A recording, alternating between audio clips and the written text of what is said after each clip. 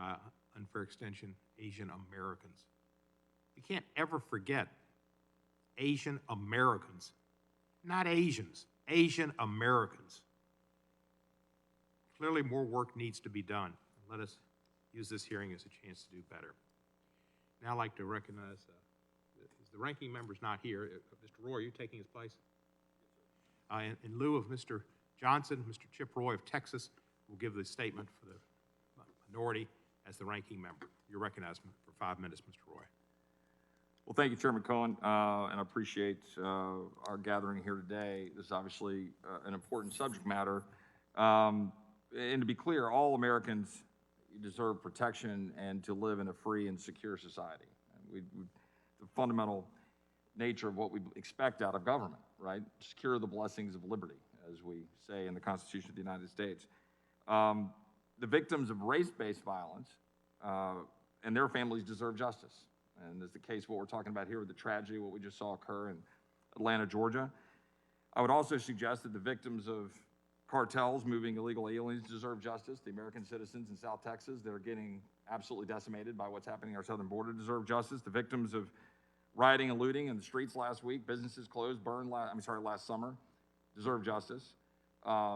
We believe in justice. Right? There's old sayings in Texas about, find all the rope in Texas and get a tall oak tree. We take justice very seriously, and we ought to do that. Round up the bad guys. That's what we believe. My concern about this hearing is that it seems to want to venture into the policing of rhetoric in a free society, free speech, and away from the rule of law and taking out bad guys.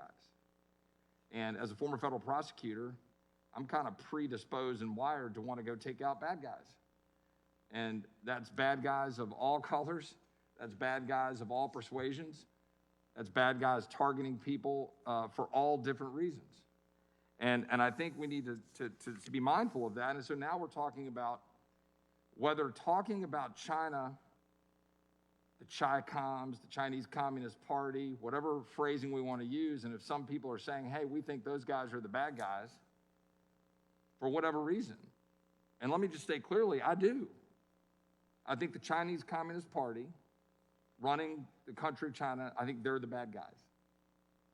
And I think that they are harming people, and I think they are engaging in modern-day slavery, and I think that what they're doing to the Uyghurs, and I think that what they're doing targeting our country, and I think that what they're doing to undermine our national security, and what they're doing to steal our intellectual property, and what they're doing to build up their military and rattle throughout the Pacific, I think it's patently evil and deserving of condemnation. And I think that what they did to hide the reality of this virus is equally deserving of condemnation. And there's hardly any getting around that in fact happened, right? We've got, the World Health Organization, on Twitter saying preliminary investigation conducted by the Chinese authorities found no clear evidence of human-to-human transmission of the novel coronavirus. WHO had to go back and redo all of that. We know full well, I've got a bill that I introduced to posthumously award a Congressional Gold Medal to Dr. Li Wenliang for coming out and exposing what the Chinese Communist government had done to hide the virus. Dr. Wenliang was a 34-year-old ophthalmologist in Wuhan, China, who died from the 2019 coronavirus after he sought to draw attention to the spread of the virus. Research indicates the first patient infected exhibited symptoms in early December 2019. On January 3rd, after raising concerns about the spread, Dr. Wenliang and 7 other doctors were detained and questioned by Chinese officials. He was forced to sign a statement retracting his warnings and confessing he had spread illegal rumors. That's the reality, and he ended up dying, but he was beaten. They were targeted for engaging in free speech, for trying to bring to light what was happening. And that's the reality of what I tend to refer to as the Chi-Coms. And I'm not going to be ashamed of saying I oppose the Chi-Coms. I oppose the Chinese Communist Party. And when we say things like that, and we're talking about that, we shouldn't be worried about having a committee of members of Congress policing our rhetoric because some evildoers go engage in some evil activity as occurred in Atlanta, Georgia. Because when we start policing free speech, we're doing the very thing that we're condemning when we condemn what the Chinese Communist Party does to their country. And that's exactly where this wants to go. This is the road this wants to head down. And nothing could be more dangerous than going down that road. Because who decides what is hate? Who decides what is the kind of speech that deserves policing? A panel? A panel of this body? A panel in the executive branch? A panel of the Department of Justice? And then what does that mean? Who's deciding? When we get into making crimes out of thought, crimes out of speech, as opposed to crimes out of the actions of evildoers. Find those who perpetrated what happened in Atlanta. Find those who engage in hate of all forms and punish the absolute hell out of them. But don't go around policing thought. And I'd add one other thing. I hope today's hearings will examine discrimination against Asian Americans in educational settings, a matter that the Trump administration prioritized, took seriously, and acted upon. In October, for example, the Department of Justice sued Yale for race and national origin discrimination after determining that Yale was non-compliant with Title VI of the '64 Civil Rights Act, which prohibits federal financial assistance to any program engaged in racially discriminatory practices. Following a 2-year investigation, the Department of Justice concluded that Asian American and white students have only 1/10 to 1/4 of the likelihood of admissions as African American applicants with comparable academic credentials. The Justice Department alleged that Yale discriminated against Asian Americans by favoring certain applicants based upon their race, rather than looking for race-neutral alternatives to achieve the university's goals. Then Assistant Attorney General for the Civil Rights Division explained, all persons who apply for admission to colleges and universities should expect and know that they will be judged by their character, talents, and achievements, and not the color of their skin. To do otherwise is to permit our institutions to foster stereotypes, bitterness, and division. I couldn't agree more. However, only 2 weeks into President Biden's term, the Biden administration suddenly reversed course and dropped the lawsuit against Yale. Mr. Chairman, I'll close, but I'll just say I hope this is the direction we'll go. I hope we'll look at this and we'll look through the lens of clarity and objective truth, trying to seek justice and not trying to police speech and trying to achieve the objectives we want to achieve. And I thank the chairman. Thank you, Mr. Roy. And before I recognize the chairman for his statement, I'd just like to reiterate that while speech is important and has meaning, the incidents I mentioned in my opening statement were being spat at, slapped in the face, lit on fire, slashed with a box cutter, and shoved violently to the ground as the video showed. That's not speech. Mr. Chairman, I didn't suggest it was speech. That's not speech, that's action. I'd like to recognize the chairman for his opening statement, Mr. Nadler. Thank you. Mr. Chairman, we're here today to address the horrific rise in violence, harassment, and discrimination against Asian Americans that is surging across the country. As we convene this hearing, our thoughts are with the victims, but especially the Asian American victims in Georgia who were brutally murdered on Tuesday night. Although the motive is still to be investigated, the effect on the Asian American community has been profound, and it is certainly appropriate for us to address the fear gripping the Asian American community. So I want to thank the chairman for convening this hearing. Hate crimes and hate incidents against Asian Americans have been on the rise since 2017. Last year alone, nearly 3,800 incidents were reported, with about 68% of Asian Americans reporting that they have experienced racial slurs or verbal harassment since the pandemic began. Distressingly, one of the largest increases in the country of hatred and violence against Asian Americans has occurred in my own congressional district in New York City. This short clip shows just some of the verbal and physical abuse many Asian Americans have faced in recent years. A wave of violent, unprovoked attacks against Asian Americans consuming the city of New York. A 56-year-old man in Manhattan this week pummeled for no apparent reason. A man riding the subway sliced across his face from cheek to cheek. A woman viciously shoved in Queens. A 71-year-old woman punched in her face in Chinatown. A 36-year-old man stabbed in the back, now fighting to stay alive. Last February, a woman was hit in the face on the subway and called diseased. Last March, a Chinese-American dad from Queens and his 10-year-old son were harassed and attacked by an assailant who was screaming at him for appearing to be Chinese. Last April, an Asian American woman in Brooklyn suffered significant burns after a chemical attack. Last July, an 89-year-old grandmother in Bensonhurst was attacked and set on fire by two men. Just last month, a New Yorker was slashed across the face with a box cutter. He needed more than 100 stitches. Also last month, in separate incidents on the same day, two elderly women were punched in the face on the subway. A few weeks ago, a man was stabbed outside of the federal courthouse. And just this Tuesday, a woman in Midtown had an unknown liquid poured on her neck as she was picking up packages. The common denominator? All of the victims were Asian American or of Asian descent. These are our neighbors, our friends, our family members, our constituents, and fellow Americans. And it is not only severe violence that Asian Americans in New York have had to fear, there's also been a barrage of verbal attacks and discrimination against the community. New Yorkers have had racially derogatory remarks written onto the outside of their restaurants, and had flyers posted around New York City neighborhoods blaming Asian Americans for the virus.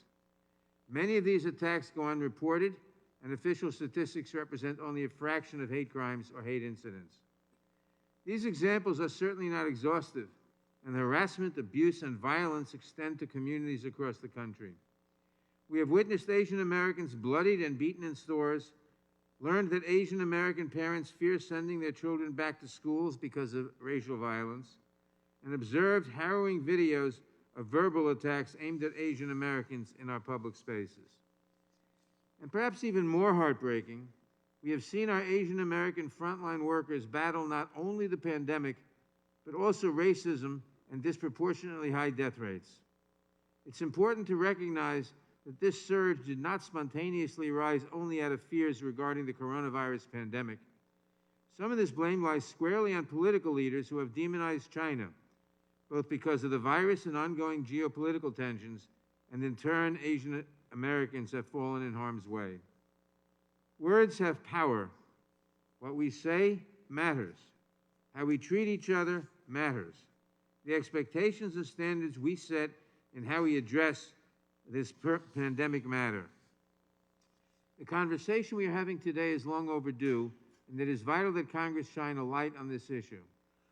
Excuse me. The last congressional hearing held on violence against Asian Americans was in 1987 in this subcommittee. 34 years is too long for Congress to leave this issue untouched. Our government must thoroughly investigate and swiftly address growing tensions and violence against the Asian American community, especially in light of the pandemic, because lives and livelihoods are truly at stake. Last week, we reached the one-year anniversary of the COVID-19 pandemic in this country, a solemn and difficult moment for our nation as we reflected on all we have suffered and lost. But such hardship cannot be used as an excuse for dismissing the pain of our fellow Americans, enabling discrimination against them, or devaluing their sense of belonging and citizenship. Today, we are privileged to have our fellow members of Congress from both sides of the aisle testifying about their personal experiences.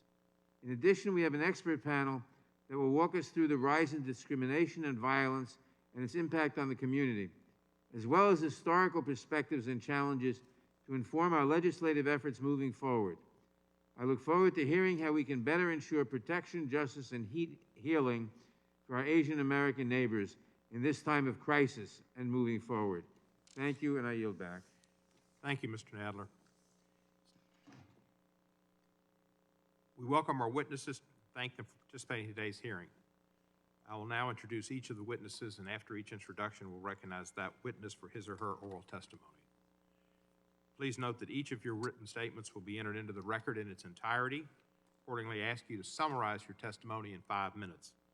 To help you stay within that 5 minutes while you're testifying, there's a timing light on your table, but of course we don't have a table. Is there a process on the screen? Okay, yeah. So on the screen, they can see if it's green, you're good. If it's yellow, you're in the last minute. And if it's red, finish it. It means your 5 minutes are up.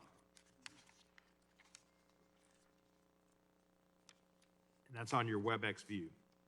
Before proceeding with the testimony, I'd like to remind all the witnesses appearing on the panel that you have a legal obligation to provide truthful testimony and answers. Any false statements you make today could subject you to prosecution under Section 1001 of Title 18 of the United States Code.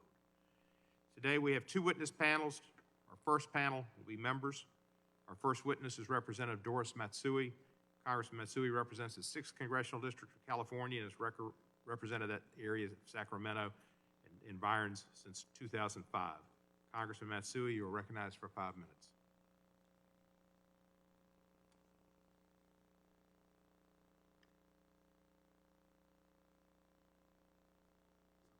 Apparently, Congressman Matsui, you're recognized for 5 minutes.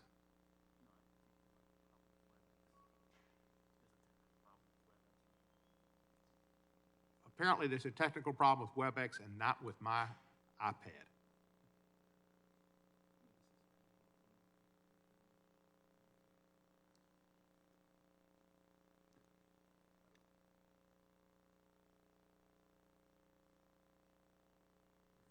We're going to recess for as much time as it's necessary to correct this error. Technology is not perfect. Doris, can you hear me? I can hear you and I can hear Doris as well, but they went blank there from the committee. I'm trying to figure it out right now. Can you hear? Yeah, because like all of a sudden I can't hear anything. Can you hear me? I know. They went blank and then they guess went we're silent. So I've sent messages to the we're working on the committee. tech issues. I'm experiencing the same thing. Okay. We can hear you. I will mute myself again then.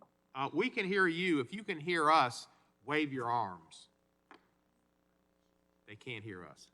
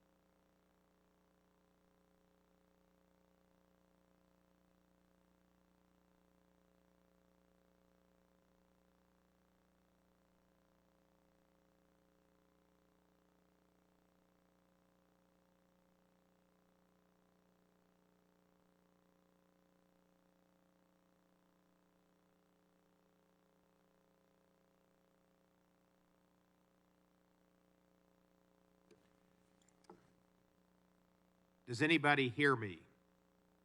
Does anybody care? This is the Chicago Transit Authority.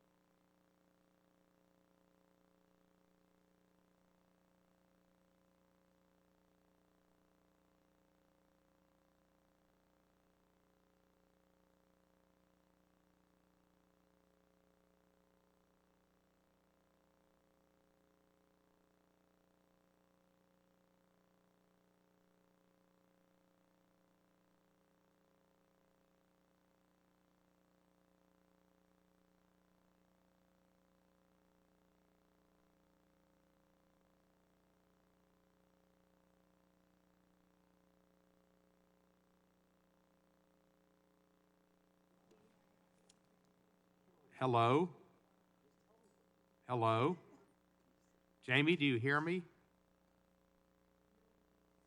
Good work, team.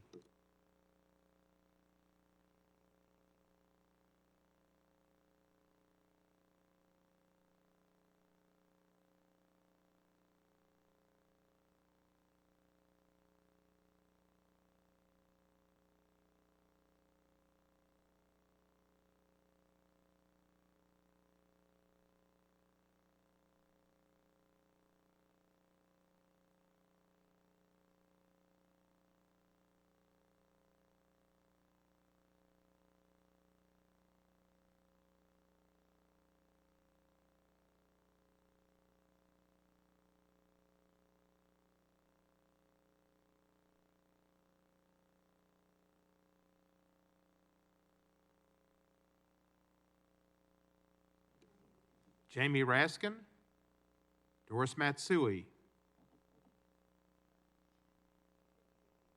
Abraham Lincoln,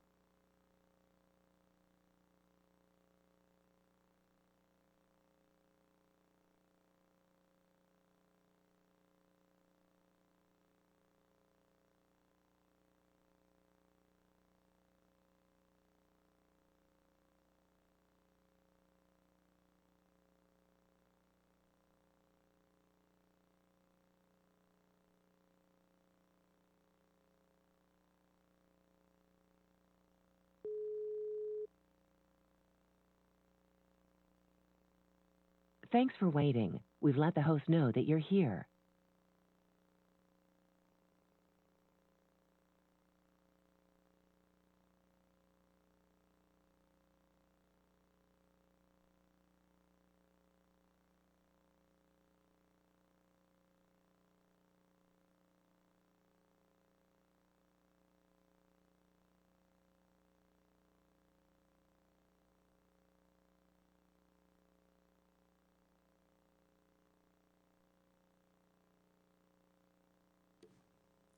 Amy Rutkin,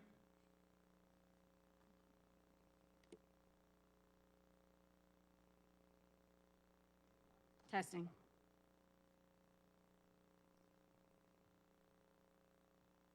I'm gonna guess they can't hear us still.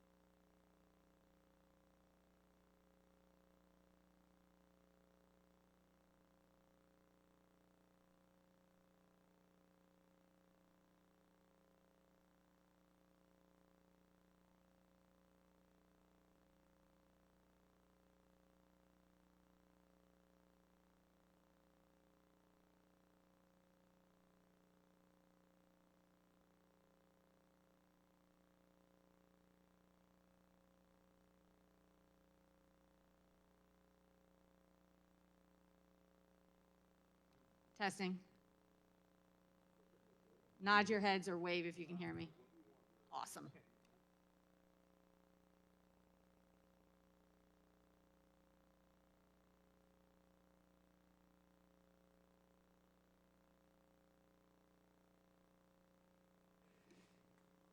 The hearing will now come back to order.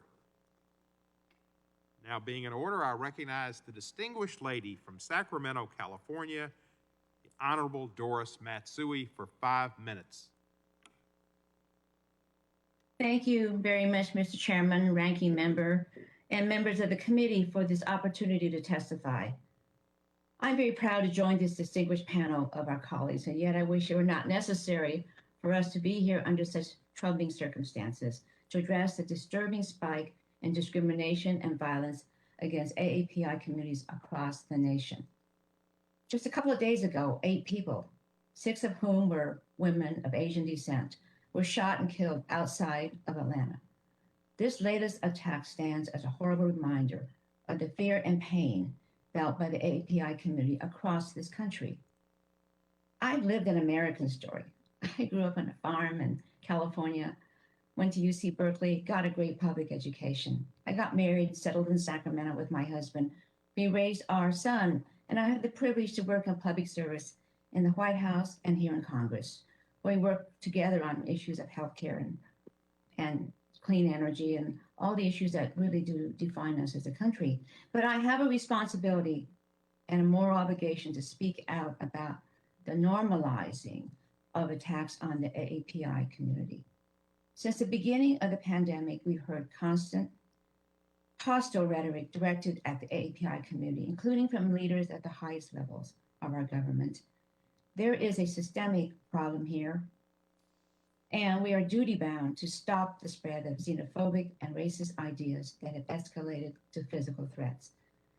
Justice Ruth Bader Ginsburg, who fought against discrimination in a remarkable life, used to talk about her mother and ask questions what the difference was between a bookkeeper in Brooklyn's Garment District and a Supreme Court justice.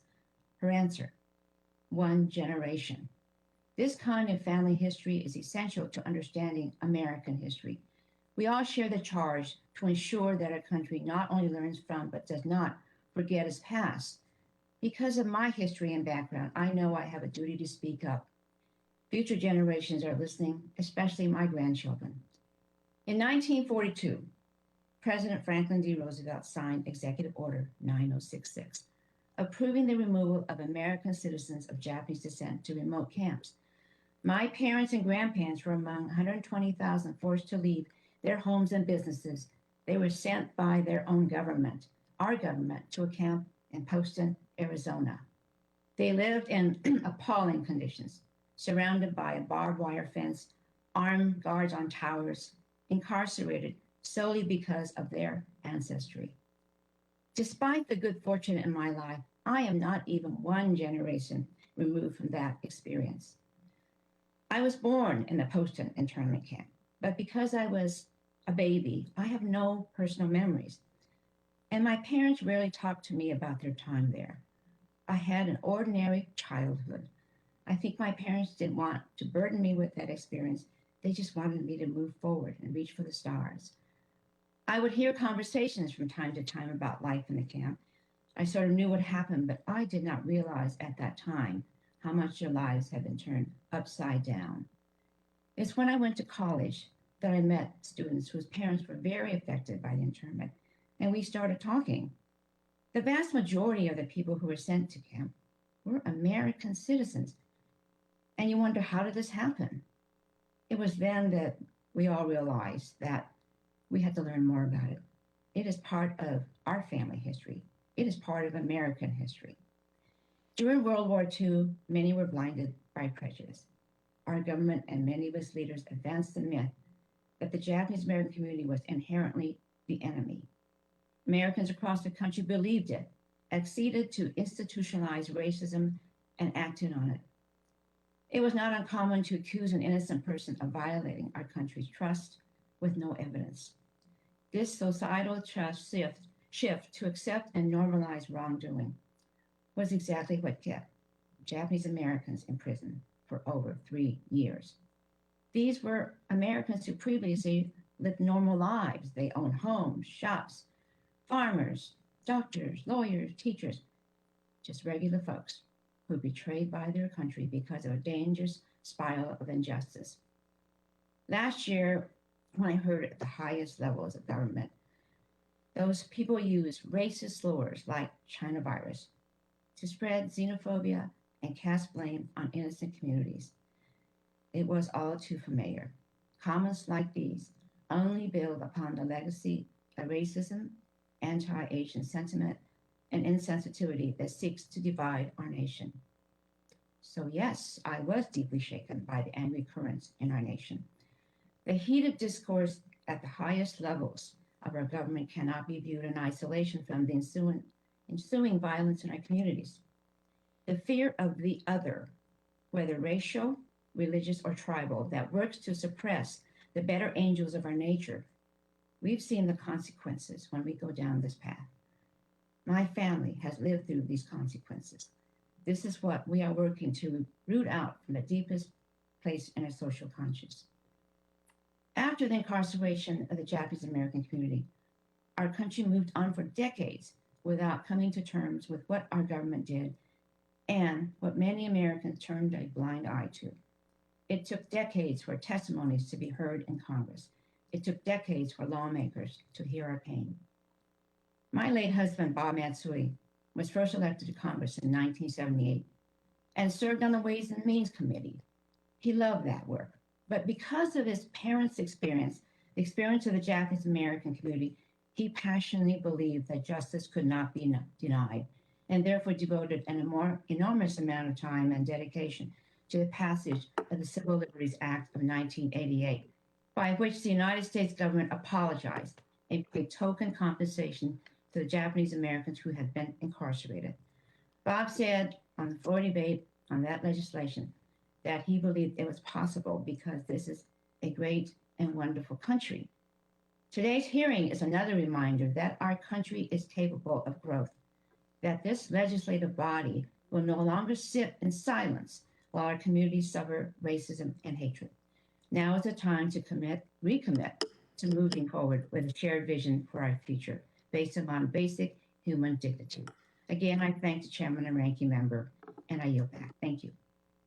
Thank you, Congressman Matsui, for that history and that testimony. Our next witness is Representative Judy Chu. Congressman Chu represents the 27th Congressional District of California, which includes Pasadena Polytechnic School and the San Gabriel Valley, in that order. She's been a member of Congress since 2009. Among other things, she's chair of the Congressional Asian Pacific American Caucus. Congressman Chu, you're recognized for 5 minutes.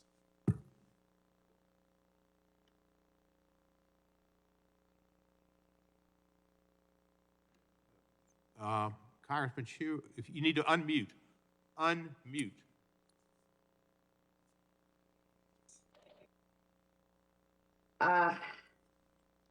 Thank you so much.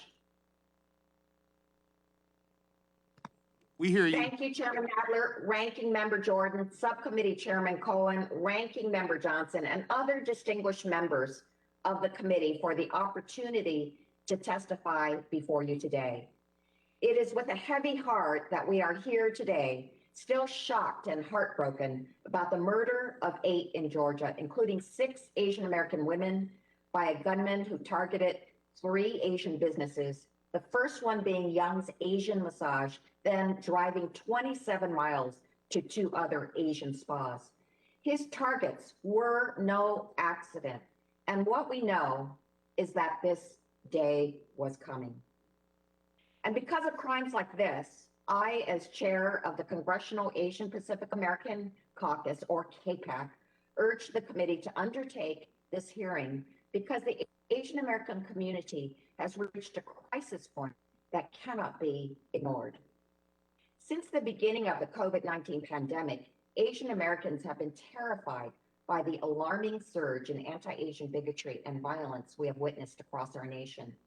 In fact, it was over 1 year ago that CAPAC first began to sound the alarm bells about the anti-Asian discrimination we were beginning to see due to misinformation and stigma that wrongly associated Asian Americans with the coronavirus.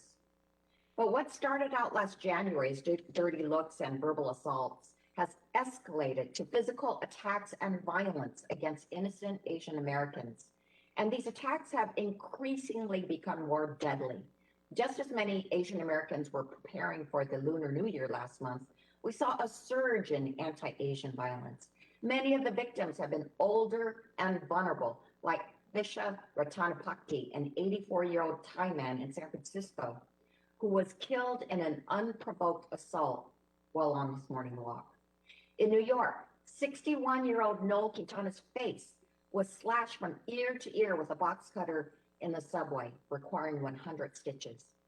In Oakland's Chinatown, a camera captured a 91-year-old man being thrown to the ground by an assailant. In my own congressional district, a Chinese-American man was attacked at a bus stop in Rosemead with his own cane, causing him to lose part of his finger. This has become almost a daily tragedy and has had a chilling effect on our community. Today, we find that there have been nearly 3,800 anti-Asian hate crimes and incidents in just the year alone. They were stoked by the words of former President Donald Trump, who sought to shift blame and anger away from his own flawed response to the coronavirus. He used racial slurs like Wuhan virus, China plague, and Kung flu, despite the fact that the CDC and the World Health Organization warned not to associate the virus with a specific ethnicity, country, or geographic region due to the stigma it causes. Immediately, we in KPAC took Donald Trump on about this racist terminology. We issued statements, held press conferences, and sent letters. But our pleas and the guidance from experts were ignored. Instead, he doubled down on using these slurs, directing more hate and blame at the Asian American community. Over the past year, hostile anti-Asian COVID comments on Twitter increased by 900%. And we saw a nearly 150% surge in anti-Asian hate crimes in major US cities. And even though Donald Trump is no longer president, I believe the most recent round of anti-Asian attacks are the aftermath of 1 year of hateful attacks and 4 years of ugly comments about immigrants and people of color. That's why I'm so grateful that we have a new president, Joe Biden, who is working to stop these attacks, not incite them.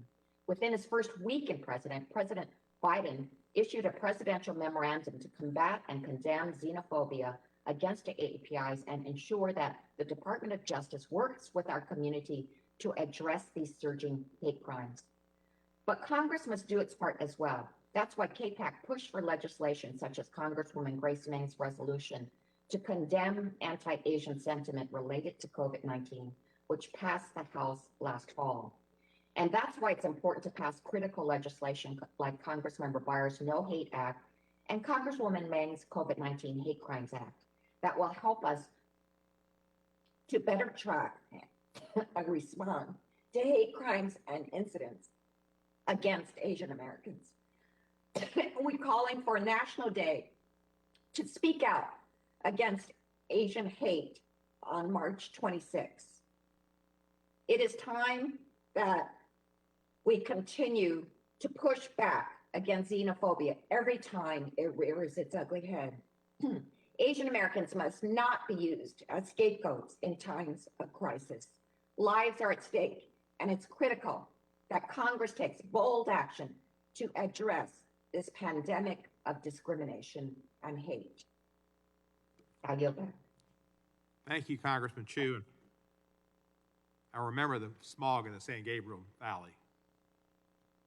Our next witness is Senator Tammy Duckworth, and after her, we'll hear from Representative Young Kim. Senator Duckworth represents the state of Illinois in the United States Senate, first elected in 2016. She previously served in the United States House of Representatives, and she represented the 8th Congressional District of Illinois for 2 terms. She has an outstanding communications team and outstanding record in Congress. Senator Duckworth, you're recognized for 5 minutes. Thank you, Mr. Chairman, and it was a pleasure to serve alongside you previously in the House. It's good to see you up on the dais today. Thank you for this hearing. In New York, as we've heard, an 89-year-old was slapped, and in California, a 91-year-old was pushed to the ground In the middle of a park, a little girl was shoved off her bike, and in the middle of a city sidewalk, a little boy watched as his father was beaten up. Families have had rocks thrown at them, nurses have been spit on, heroes, frontline workers, hospital staff have been blamed for COVID-19, and they've been denied service, treated as other than, as less than, simply because they are members of the AAPI community. And now, less than 48 hours ago, 6 members of the Asian American community were murdered in Atlanta, Georgia, another unspeakable tragedy after a year of unfathomable cruelty. There's nothing we can say today that will piece back together the shattered lives of the victims' loved ones. There's nothing we can do that will give them the solace they deserve, nothing we can provide that will even begin to make sense of this senseless tragedy. But what we can say, and should say clearly, unambiguously, is that blaming the AAPI community for a public health crisis is racist and wrong. And continuing to treat our fellow Americans as others only further divides our country at a time when we should be pushing, pulling, tugging at our nation with all our might until it lives up to its founding ideals of equality and justice for all. Unfortunately, this type of prejudice is far from new.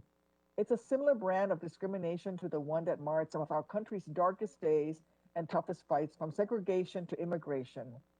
As Congressman Matsuy has mentioned, it's in a similar vein to what was witnessed in World War II, as our nation incarcerated Japanese Americans because of their heritage and trapped thousands of families like Congresswoman Matsuy's, even as their loved ones sacrificed everything on the war front to defend our nation overseas.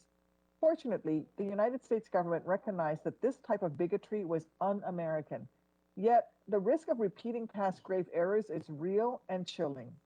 That's why I introduced the Korematsu Takai Civil Liberties Protection Act, which would be a first step towards safeguarding freedom and establishing a clear statutory prohibition against un-American policies that seek to imprison or otherwise detain American citizens on the basis of who they are rather than what they have done. And as the daughter of an American Vietnam veteran and an immigrant with Chinese Thai heritage, I am deeply committed to supporting our community's fight against discrimination. I applaud the efforts of this subcommittee to raise awareness of this crisis and to discuss a plan to advance civil rights for Asian Americans and protect the well-being of all of our families. You know, the American story as we know it would not exist without the strength of the AAPI community. Quite literally, Asian Americans helped build this country. With their bare hands and bent backs, they laid the railroad tracks that connected us from coast to coast. They tilled the fields and started the businesses that also picked up the rifles necessary to develop and defend this nation that we all love. And today, even as we face so much bigotry and violence, our community is helping to keep the country running. So I just want to take a minute to thank all the incredible, heroic frontline workers who are getting our nation through this crisis. From the doctors and the nurses risking their own lives to try to save the lives of strangers, to the cashier at the market who's helping our families stay fed, from janitors sweeping up hospital rooms at night to the teachers patiently helping our kids learn their ABCs over Zoom. I hope you know that we see you and we see your sacrifices and that we are forever in your debt. We'll never be able to fully express our gratitude for all of the APIs on the front lines, but every hour of every day, I'm going to keep trying because that's the least that these folks deserve. So I want to say thank you one more time for everything that they do. And going forward, I hope that all Americans will speak up against such hatred towards their neighbors. And I look forward to continuing to work with President Biden's executive order that assists states and community organizations make this kind of discrimination a thing of the past. Please know that we have so much work ahead of us, and I thank this committee for holding his hearing to shed a light on this very, very serious issue that will divide our nation and make us weaker, not stronger. With that, I yield back, Mr. Chairman. Thank you. Thank you, Senator. It's nice to see you and have you back in the House again. Now we'd like to recognize a new member of the House, Representative Young Kim. Representative Kim represents the 39th Congressional District of California, which includes the northern parts of Orange County. Not sure if she's got the big A in Anaheim, the ballpark, or the Disney World, or the Knott's Berry Farm, or those places, but they're all out there. First elected in 2020. You're recognized for 5 minutes, please. Thank you, Chairman and Ranking Member, and the members of the committee for holding this hearing today on a very important topic that has been prevalent in our national conversation, but one that is very, very personal to me as an Asian American. I represent California's 39th Congressional District. This is one of the most diverse districts in the country, and it's also a home to a vibrant Asian American community. My district is truly a representation of America and what makes our country great. Asian Americans have and continue to make countless contributions to communities across the country and right here in the halls of Congress. Since the beginning of COVID-19, we have increasingly seen Asian Americans becoming targets of hate across the nation, with more than 3,000 hate crimes against the Asian American and Pacific Islander community. Those crimes have been reported nationwide, with an increased number of attacks against seniors. This week, we saw senseless violence in Atlanta that took the lives of 6 Asian American women. While the investigation is ongoing and we wait for more information, this comes during a time when violence and attacks against Asian Americans are on the rise. The hate, the bias, and the attacks that we've seen against the Asian American community are unacceptable, and they must be stopped. This is wrong, and it has no place in our political discourse, and it's contrary to the values that America stands for. This should not have to be said, but I want to be very clear. No American of any race or ethnic group is responsible for the COVID-19 pandemic. The virus does not discriminate. It affects everyone.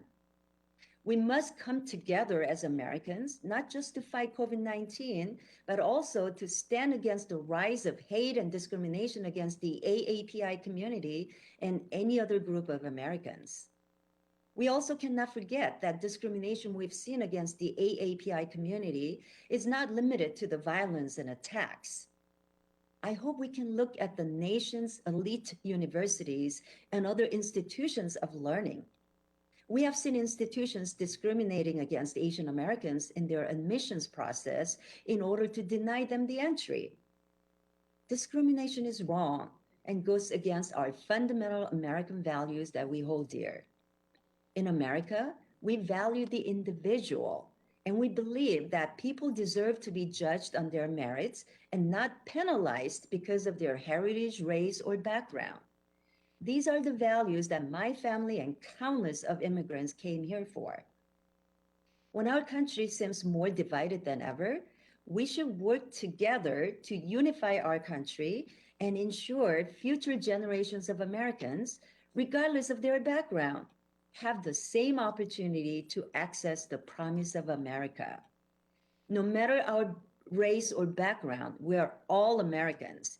Asian Americans are Americans. As an Asian American and a member of Congress, I feel a duty to speak out. So I stand with the AAPI community today and always. So I want to thank you for allowing me to speak on this very, very important issue. And I yield back the balance of my time. Thank you. Thank you, Congressman Kim. Our next witness is Representative Michelle Park Steele. Congressman Steele represents the 48th Congressional District in California, which includes other portions of Orange County. She was first elected in 2020. Congressman Steele, you're recognized for 5 minutes.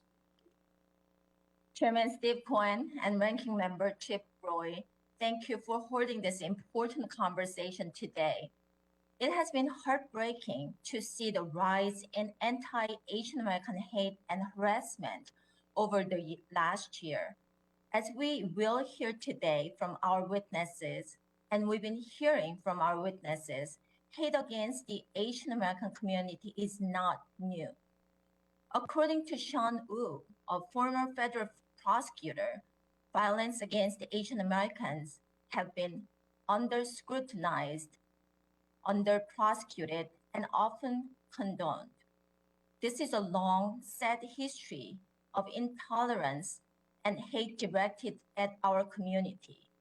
And in the last year, almost 4,000 incidents of verbal harassment, physical assault, and discrimination have been reported. California is at the top of the list with 44% of all incidents reported happening in my home state. New York is second on the list, making up 13% of all the incidents reported.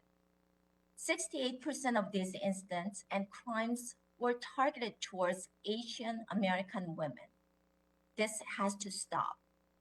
When I was chair of the Orange County Board of Supervisors, I introduced a resolution that called for tolerance and compassion towards all residents and condemned discrimination against the AAPI community. I was proud this year to introduce a similar resolution in Congress with other Orange County Congresswoman Katie Porter. That's because combating hate is not a partisan issue. We can all agree that violence against any community should never be tolerated. As a first-generation Korean American who is now serving her community in the halls of Congress, this is my American dream.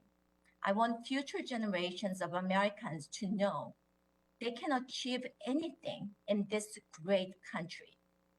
That's why I also like to use some of my time today to talk about the discrimination that the AAPI community is experiencing in our nation's education system.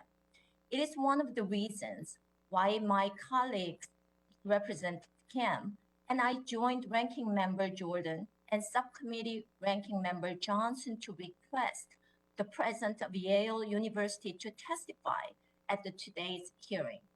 Last year, the Department of Justice filed a case alleging that Yale University was discriminating against Asian American and white applicants.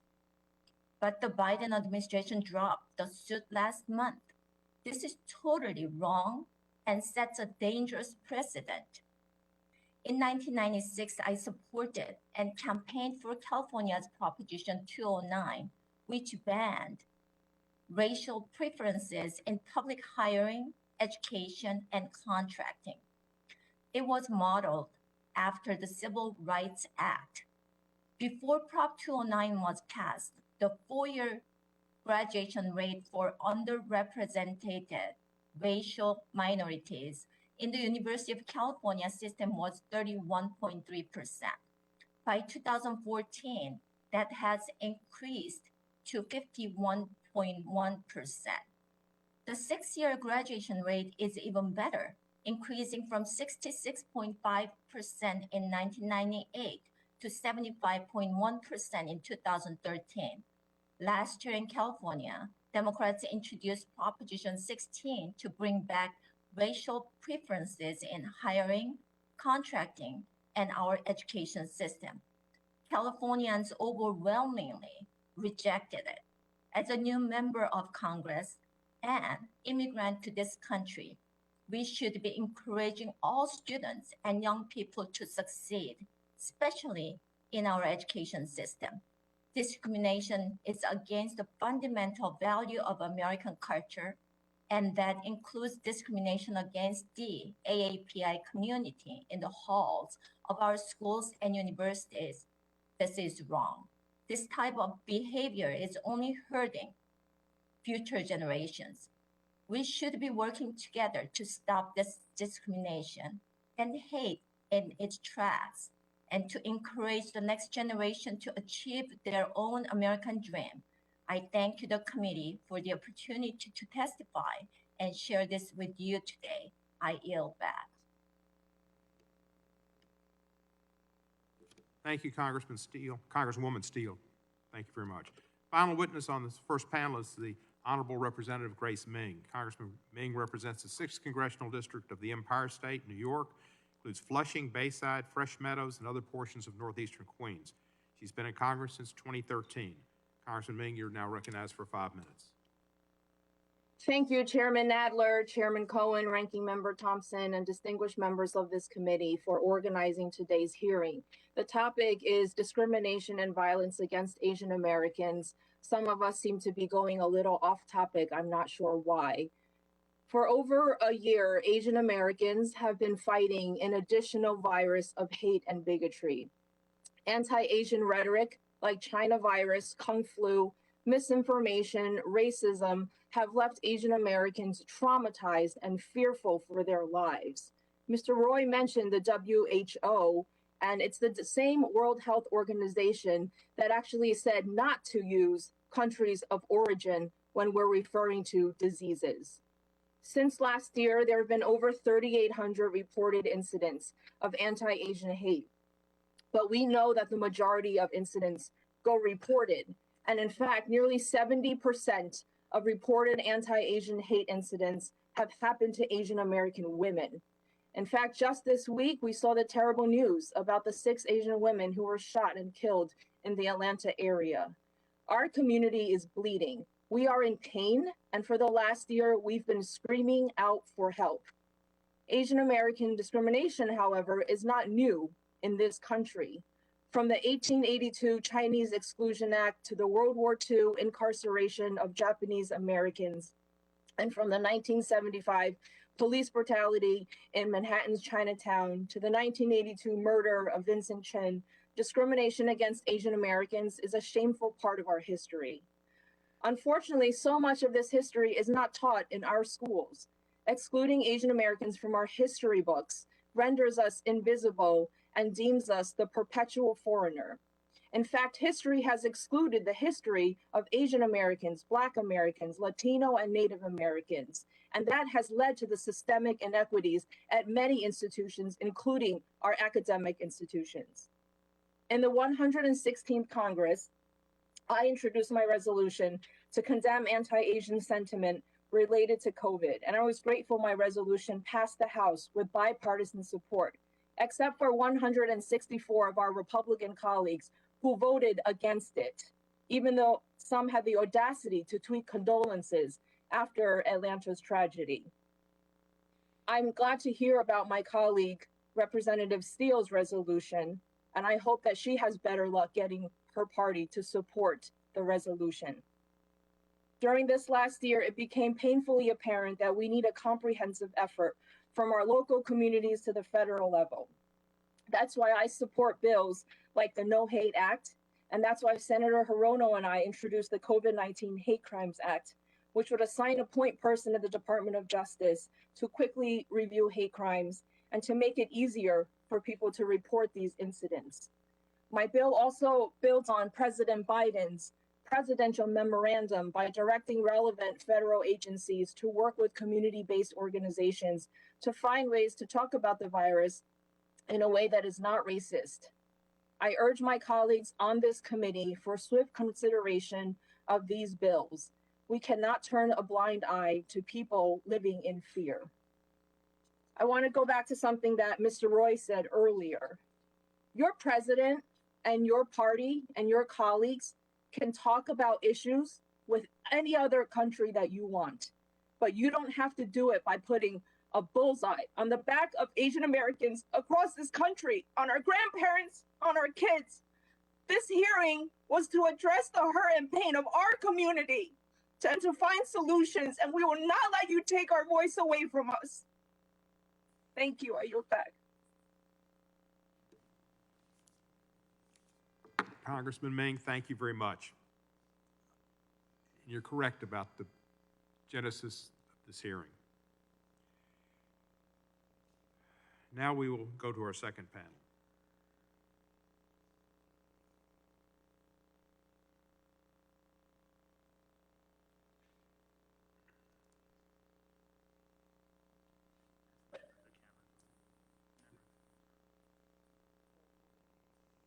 The second member panel should turn their cameras on.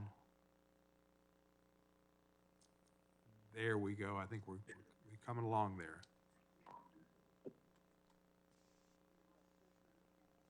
First member panel can turn their cameras off. Great light show. I guess we're ready. We're going to be ready. We're now on our second panel, and our first witness is Mr. John Yang. Mr. Yang is President and Executive Director of Asian Americans Advancing Justice, the AAJC, which seeks to advance the civil and human rights of Asian Americans and to build and promote a fair and equitable society for all through policy, advocacy, education, and litigation. He received a JD from George Washington University School of Law and his BA from Washington University in St. Louis. Mr. Yang, you are recognized for 5 minutes. Thank you very much. Thank you very much, Chairman Cohen. Thank you to the Ranking Member Johnson, and the other members of the committee. Really appreciate the opportunity to testify before all of you today. And I really appreciate the powerful words from Representative Mang and the other KPEC members as to why we are here today. When I agreed to testify at this hearing, no one could have imagined that this would come 2 days after the horrific shooting in Atlanta, Georgia. And so I also want to take a moment to recognize and honor the victims and their families and the suffering that they are going through at this moment. And to remember that we must center ourselves in the Atlanta community and all of the local communities that have been affected during this past year with respect to the anti-Asian violence. Look, for a year now, Asian Americans have been fighting two viruses, the COVID-19 pandemic affecting all of us, as well as this virus of racism. Asian Americans, like all Americans, have suffered the economic and health consequences of COVID-19. But at the same time, Asian Americans have been at the front lines as essential workers in grocery stores, in delivery trucks, in custodial services, as well as in health professions. Unfortunately, Asian Americans have also been fighting the second virus, this virus of racism. We have long struggled for visibility and equity, and now our communities are faced with this additional physical and mental harm that is arising out of the COVID-19 pandemic. As Ms. Carney will testify, web-based self-reporting tools have recorded a tremendous increase in the number of anti-Asian hate that we have seen this past year. A Pew report from last year confirmed what that data shows, that a majority of Asian Americans say it is more common for people to blame Asians for COVID-19 and have expressed insensitive and completely inappropriate views about Asian Americans than before COVID-19.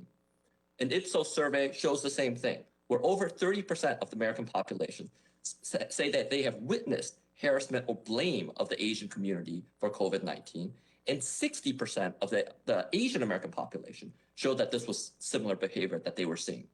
So these fears are real. And the other thing is the impact on the Asian American communities is clear with respect to their businesses. As noted in a report by McKinsey & Company, misguided fears of the virus effectively shuttered businesses in many Asian American cultural districts a full month before lockdowns began nationwide. Our organization and others started talking about this issue in late January when we saw this happening. And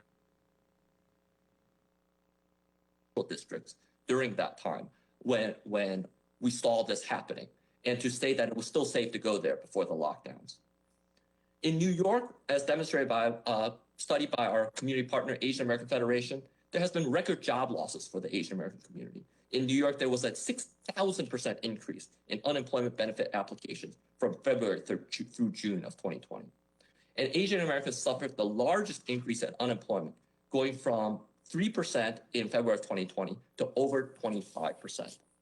Now look, Asian American racism is rooted in two very dangerous stereotypes, that of the perpetual foreigner and that of the model minority. The perpetual foreigner suggests that we can be here and we can be born here and we can live here as long as we want, but we are still seen as foreigners. We are still seen as the other, not to be trusted and to be feared. On the flip side of that stereotype is the so-called model minority, to suggest that Asian Americans are held up as the good people of color when it is convenient, to plant seeds of division within allied communities of color. And here I will call out people that try to use affirmative action as a wedge to drive between Asian Americans and other communities of color. That model minority myth hides the complexities of our community and the economic disparities that exist among Asian Americans. Even as the COVID-19 pandemic recedes, we must remember that anti-Asian racism is likely to continue. We do have legitimate concerns and geopolitical differences with the Chinese government and the Chinese Communist Party, but that is likely to remain for the foreseeable future. But if we are not careful, those differences will have consequences on our Asian American community, and we can expect a backlash against our community. We've seen that happen with the Japanese American community in World War II. We've seen that happen with the Arab, Middle Eastern, Muslim, and South Asian American community after 9/11, and we saw that happen with the murder of Vincent Chin in 1982. We have to do better than that. We have to have the proper nuance to call out xenophobia, racism, whenever it occurs against our community. And we must call out to stop this cycle of violence. It is only then that we will stop seeing Asian Americans as this perpetual foreigner to be feared and come up to a better place in addressing this racism. Thank you very much. I look forward to your questions. Thank you, Mr. Yang. Our next witness is Manju Shah Kulkarni. She's Executive Director of the Asian Pacific Policy and Planning Council, a coalition of over 40 community-based organizations that serve and represent the 1.5 million Asian American and Pacific Islanders in Los Angeles County. She's also a co-founder of Stop AAPI Hate, an online self-reporting and tracking tool launched on March 19, 2020 in response to a sharp rise in anti-Asian xenophobia and bigotry resulting from the references to the COVID-19 pandemic's provenance. She received her JD from Boston University School of Law and her BA from Duke University. Ms. Kulkarni, you are now recognized for 5 minutes.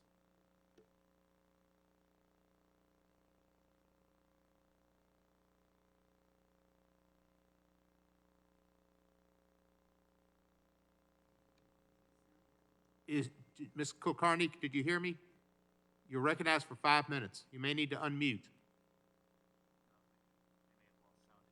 Did we lose sound again? Can anybody hear me?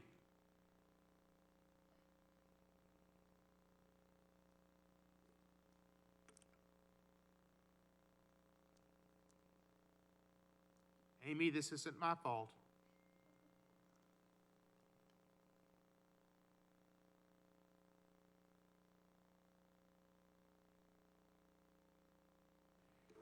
We will have a 5-minute recess and we'll be back.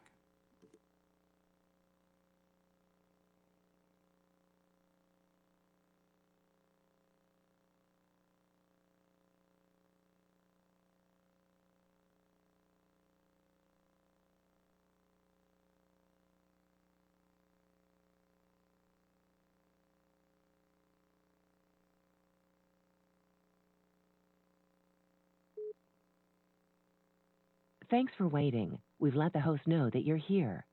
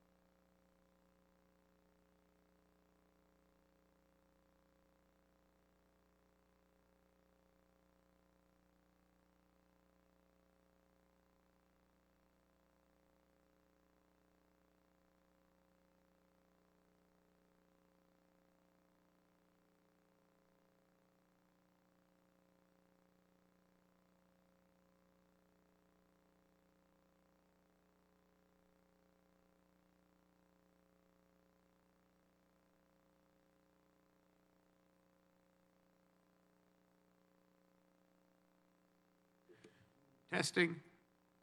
Testing. This is John Yang. I can hear you. Great, we're back, we're back. Recess is over. No more milk and cookies. Ms. Kulkarni, you're recognized for 5 minutes.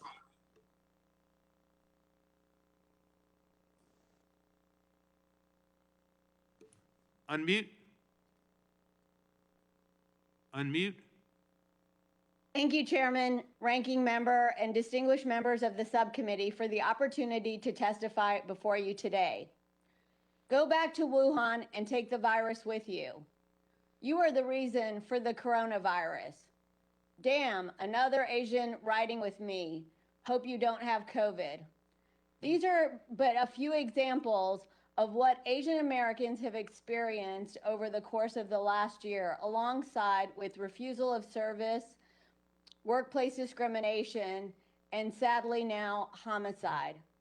For that reason, on March 19, 2020, my organization, Asian Pacific Policy and Planning Council, in conjunction with Chinese for Affirmative Action and San Francisco State University's Asian American Studies Department, launched Stop AAPI Hate. In the past 11 months, we have received almost 3,800 self-reported incidents of bias and discrimination from all 50 states and the District of Columbia, making Stop AAPI Hate the nation's leading aggregator of Asian American hate. From our analysis, the following trends have emerged. 68% of incidents involve verbal harassment, 20% involve avoidance or shunning, 11% physical assault, and 9% civil rights violations, including refusal of service, vandalism, workplace discrimination, and discrimination in housing. The vast majority do not involve a hate crime. Businesses, including grocery stores, pharmacies, and big box retail, are the primary site of discrimination. This is followed by public streets and public parks. The fact that so many incidents take place at businesses is especially concerning, given that retail venues sell goods necessary for daily living, essential during a pandemic. Given that 35% of incidents occur in public spaces is also worrisome. These figures give credence to the anxiety felt by APIs that purchasing food, refilling prescriptions, or simply going on a walk might leave them vulnerable to being attacked. Our data indicates that especially vulnerable populations, including women, youth, and seniors, have reported experiencing anti-Asian hate incidents at significant rates. As has been noted, 68% of incident reports come from women. This is perhaps to be expected given the lessons learned from the Me Too movement and a survey of Stop Street Harassment, which found that 81% of women experience street harassment in their daily lives. While Chinese Americans have often been the explicit target of perpetrators, they make up only 42% of individuals who reported to our site. 15% identify as Korean Americans, 9% as Vietnamese, and 8% as Filipino American. We have also received reports from South Asian Americans as well as Pacific Islanders and others, evidencing the fact that Asian Americans across ethnicities are experiencing hate and racism today with our Pacific Islander sisters and brothers. Sadly, the 3,800 reported to Stop AAPI Hate represent only a fraction of what has happened in this country. The widespread nature of anti-Asian hate is confirmed by a study by the Pew Research Center released last July that found that 3 in 10 Asian Americans experience racist jokes and slurs. Similarly, a poll by the Center for Public Integrity found that 60% of Asian Americans have witnessed someone blaming our community for COVID-19. Before I close, I want to acknowledge the tremendous mobilization done by Asian American groups in Georgia in response to the violence there and read a portion of their statement.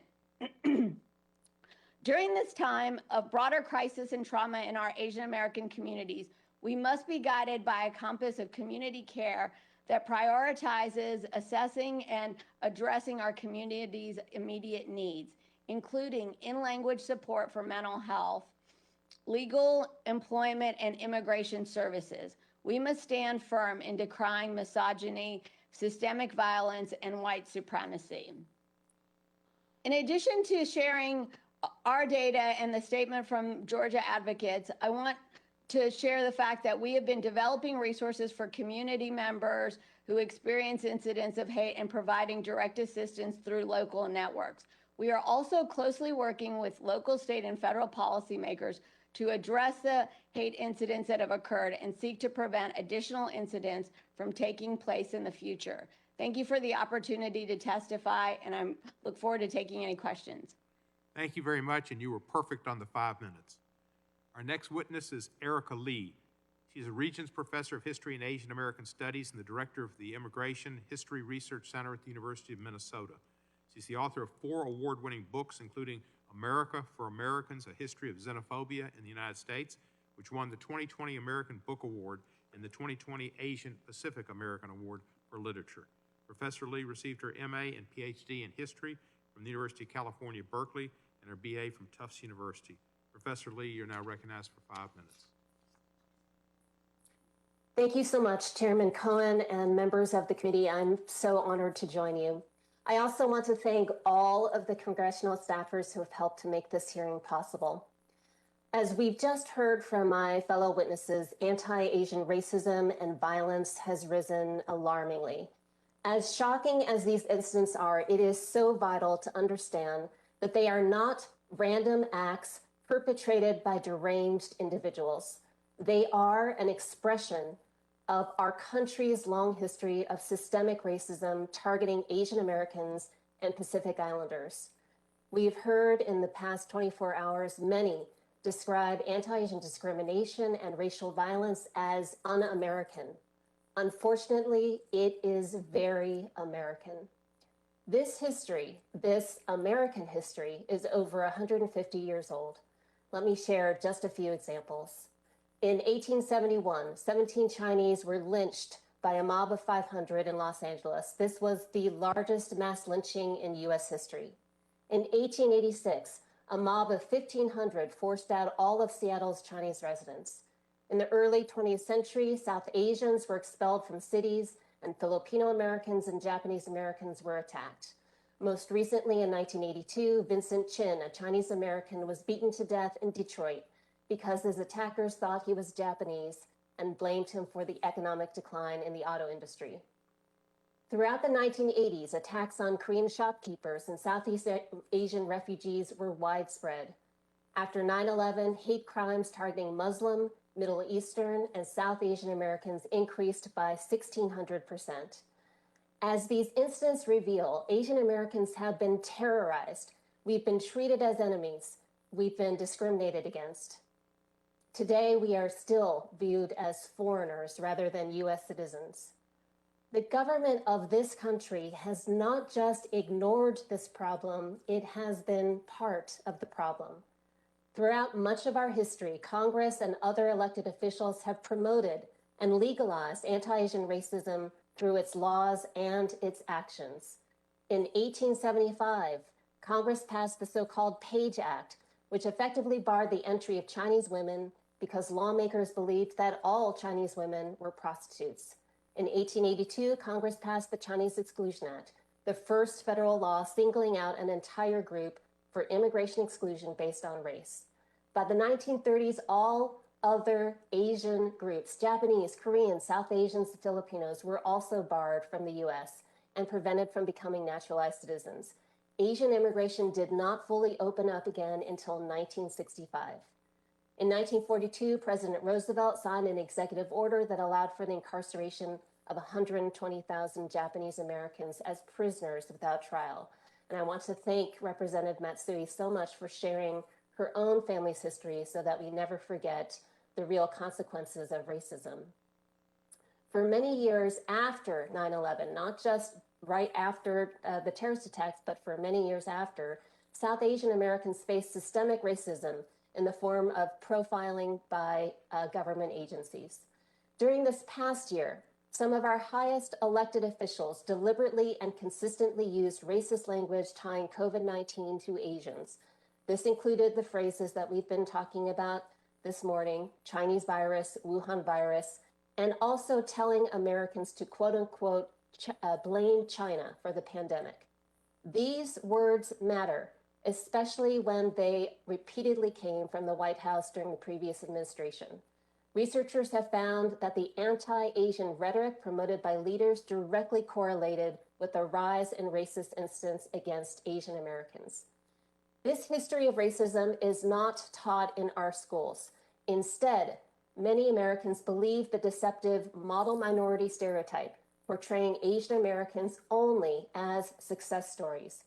Proving that AAPIs do indeed experience structural racism and institutionalized discrimination remains a persistent challenge. The last time, and seemingly the only other time in our country's history that Congress has held hearings on anti-Asian racism was 34 years ago before this committee. Over 20 million in number, Asian Americans are now the fastest growing racial group in the United States. We are your constituents. but we are in crisis from the multiple and disproportionate effects of the pandemic on our diverse AAPI communities. U.S. citizens are being told to go back to their own countries. Nurses and doctors on the front lines are subjected to racist tirades. As we've seen in Atlanta, Asian-owned businesses and workers are being attacked, and all of this violence especially targets women. Like all Americans, AAPIs are struggling with the public health crisis and the shuttered economy. That we also have to worry about being attacked or harassed in our own neighborhoods makes our pandemic experience even more difficult. Congress needs to act definitively and immediately to address the enduring problem of anti-Asian racism in the U.S. The acts facing AAPIs today are a systemic national tragedy. They will not simply go away after the pandemic. We call upon our leaders to condemn racism in all of its forms, invest in AAPI communities, and support individuals who have experienced race-based violence. We cannot afford to wait another 34 years for Congress to act. Thank you very much. Thank you, Professor Lee. Our next witness is Charles Layman. Mr. Layman is a fellow with the Manhattan Institute, working primarily on the Policing and Public Safety Initiative. He is also contributing editor of City Journal. Mr. Layman receives his BA from Yale University. Mr. Layman, you're recognized for 5 minutes. Thank you to the committee for the invitation to speak today about the important issue of rising crime against Asian Americans. Many of our fellow citizens now fear for their safety in their own neighborhoods. I am glad this matter has not escaped Congress's attention, particularly in light of Tuesday's awful shooting outside of Atlanta. I am speaking today as a researcher focused on crime, and it is in that capacity that I want to offer 2 points. The first is that, while some of these offenses were doubtless motivated by bias, you should be cautious when interpreting the broader trend solely as a spike in hate crimes. The second, relatedly, is that these crimes should be understood as part of a larger surge in violence. As you're aware, crime is rising in several Asian American communities, particularly in the Greater Bay Area and New York City. There have been reports of assaults, daylight robberies, and general mayhem targeting Asian citizens, especially the elderly. Many have identified these offenses as hate crimes, linking them to bigoted sentiments inspired by the coronavirus pandemic. The FBI, which tracks such offenses, defines a hate crime as one motivated by an offender's, quote, bias against a race, religion, disability, sexual orientation, ethnicity, gender, or gender identity. Last spring saw a spike in hate crimes against Asian Americans as major cities experienced a 150% increase over 2019. This was doubtless driven by rhetoric blaming Asians for the coronavirus crisis. In the latest wave, some offenses are plainly bias motivated, like the attack in Seattle, which assailant Samuel Green told Kathy Yeager, quote, Asians need to be put in your place, as he shoved her to the ground. But not all of the recent cases are so clear-cut. The reason for Tuesday's horrific shootings in Atlanta remains unclear, but police suspect it was not racially motivated. Law enforcement in both New York and Northern California are reportedly not investigating many of the high-profile offenses as hate crimes. Other factors are likely at play.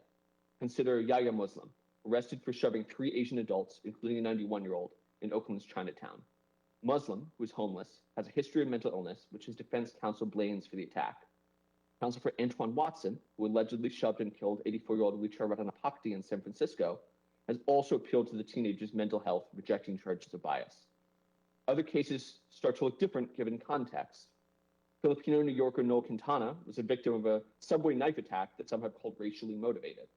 But several other non-Asian victims have also recently been slashed on the MTA, part of rising transit crime, which swept up Quintana. My purpose in making these points is not to deny the role bias has played in some offenses, nor to downplay the seriousness of anti-Asian bigotry. I want to condemn, in no uncertain terms, hate crimes of all sorts. They are a particularly vicious species of offense, motivated by special animus and deserving of special denunciation. No American should have to face discrimination of any kind. Rather, I wish to emphasize to the committee that if they analyze these offenses solely as hate crimes, they will miss critical context and thereby risk making underinformed decisions. In particular, we cannot discuss these offenses without highlighting the past year's violent crime wave. Criminologist Jeff Asher has estimated that 2020 saw the largest one-year spike in homicides on record, as murder increased by more than 30% in nearly 40 major cities. New data indicate the trend has persisted into early 2021. That pattern appears in cities where Asian residents are being attacked. In San Francisco, homicide was up 17%. In New York, homicides rose 40%, while shootings nearly doubled. In Oakland, 2020 saw the highest homicide rate in 8 years, and the city's on track for a worse 2021. With 157 dead, the Atlanta Journal-Constitution called 2020 the city's deadliest year in decades. That violence is a product of free-roaming criminals. Carl Chan, head of Oakland's Chinatown Chamber of Commerce, describes how, quote, businesses are so fearful they prefer to close early. We also have many juveniles driving around Chinatown and carrying guns, so they're also hurting people before they're being robbed. This is a description not of hate crimes, but of out-and-out lawlessness. This behavior seems obviously tied to recent political hostility to the police. Many cities have yielded to activist demands that they slash police budgets and cut public safety services. Bigotry may have played a role in these offenses, but changing the hearts and minds of bigots is far harder from a policymaker's perspective than preventing bigotry-driven crimes. If anything is to blame for the terror now plaguing Asian Americans, it's public officials' dereliction of their duty to preserve public safety. I urge the members of the committee to advocate a restoration of public safety by pushing back on anti-police rhetoric and by supporting more federal funding for police. This is the best way to ensure that Asian Americans and all Americans can again walk the streets free from the fear of violent crime. Thank you, and I look forward to taking your questions.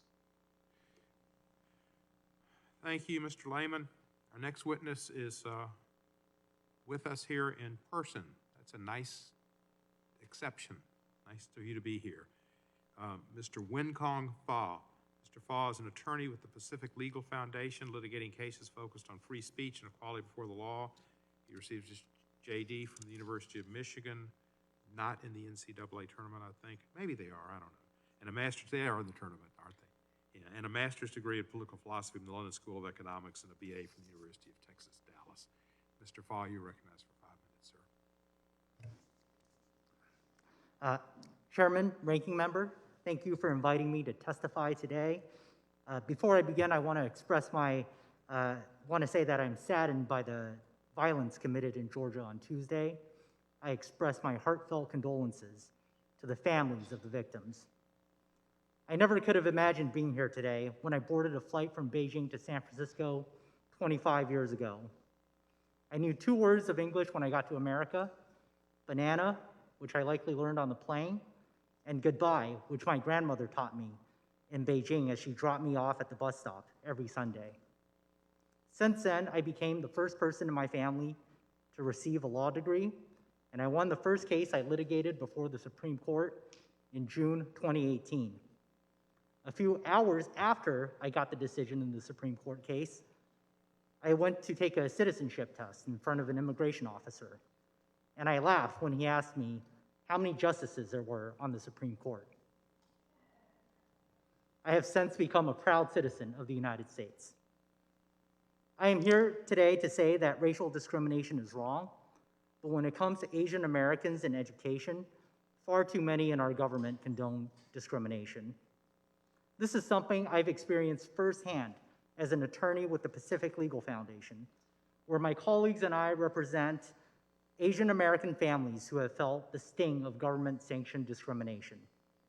These families seek to vindicate the principle of equality before the law, which requires government to treat people as individuals and forbids government from treating us differently on the basis of government-sanctioned stereotypes. Last week, Pacific Legal Foundation filed a case challenging Fairfax County's discriminatory changes to its admissions policy for Thomas Jefferson High School, or TJ as it is more commonly known.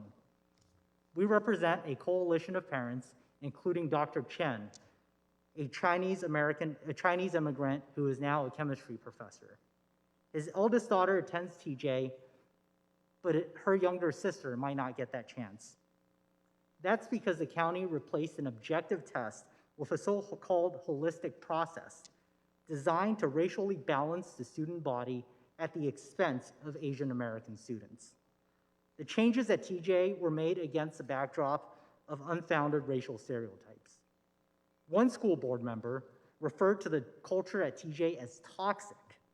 A Virginia state delegate accused Asian Americans of being dishonest in getting their children admitted, and made the baseless claim that the parents had no intention of staying in America.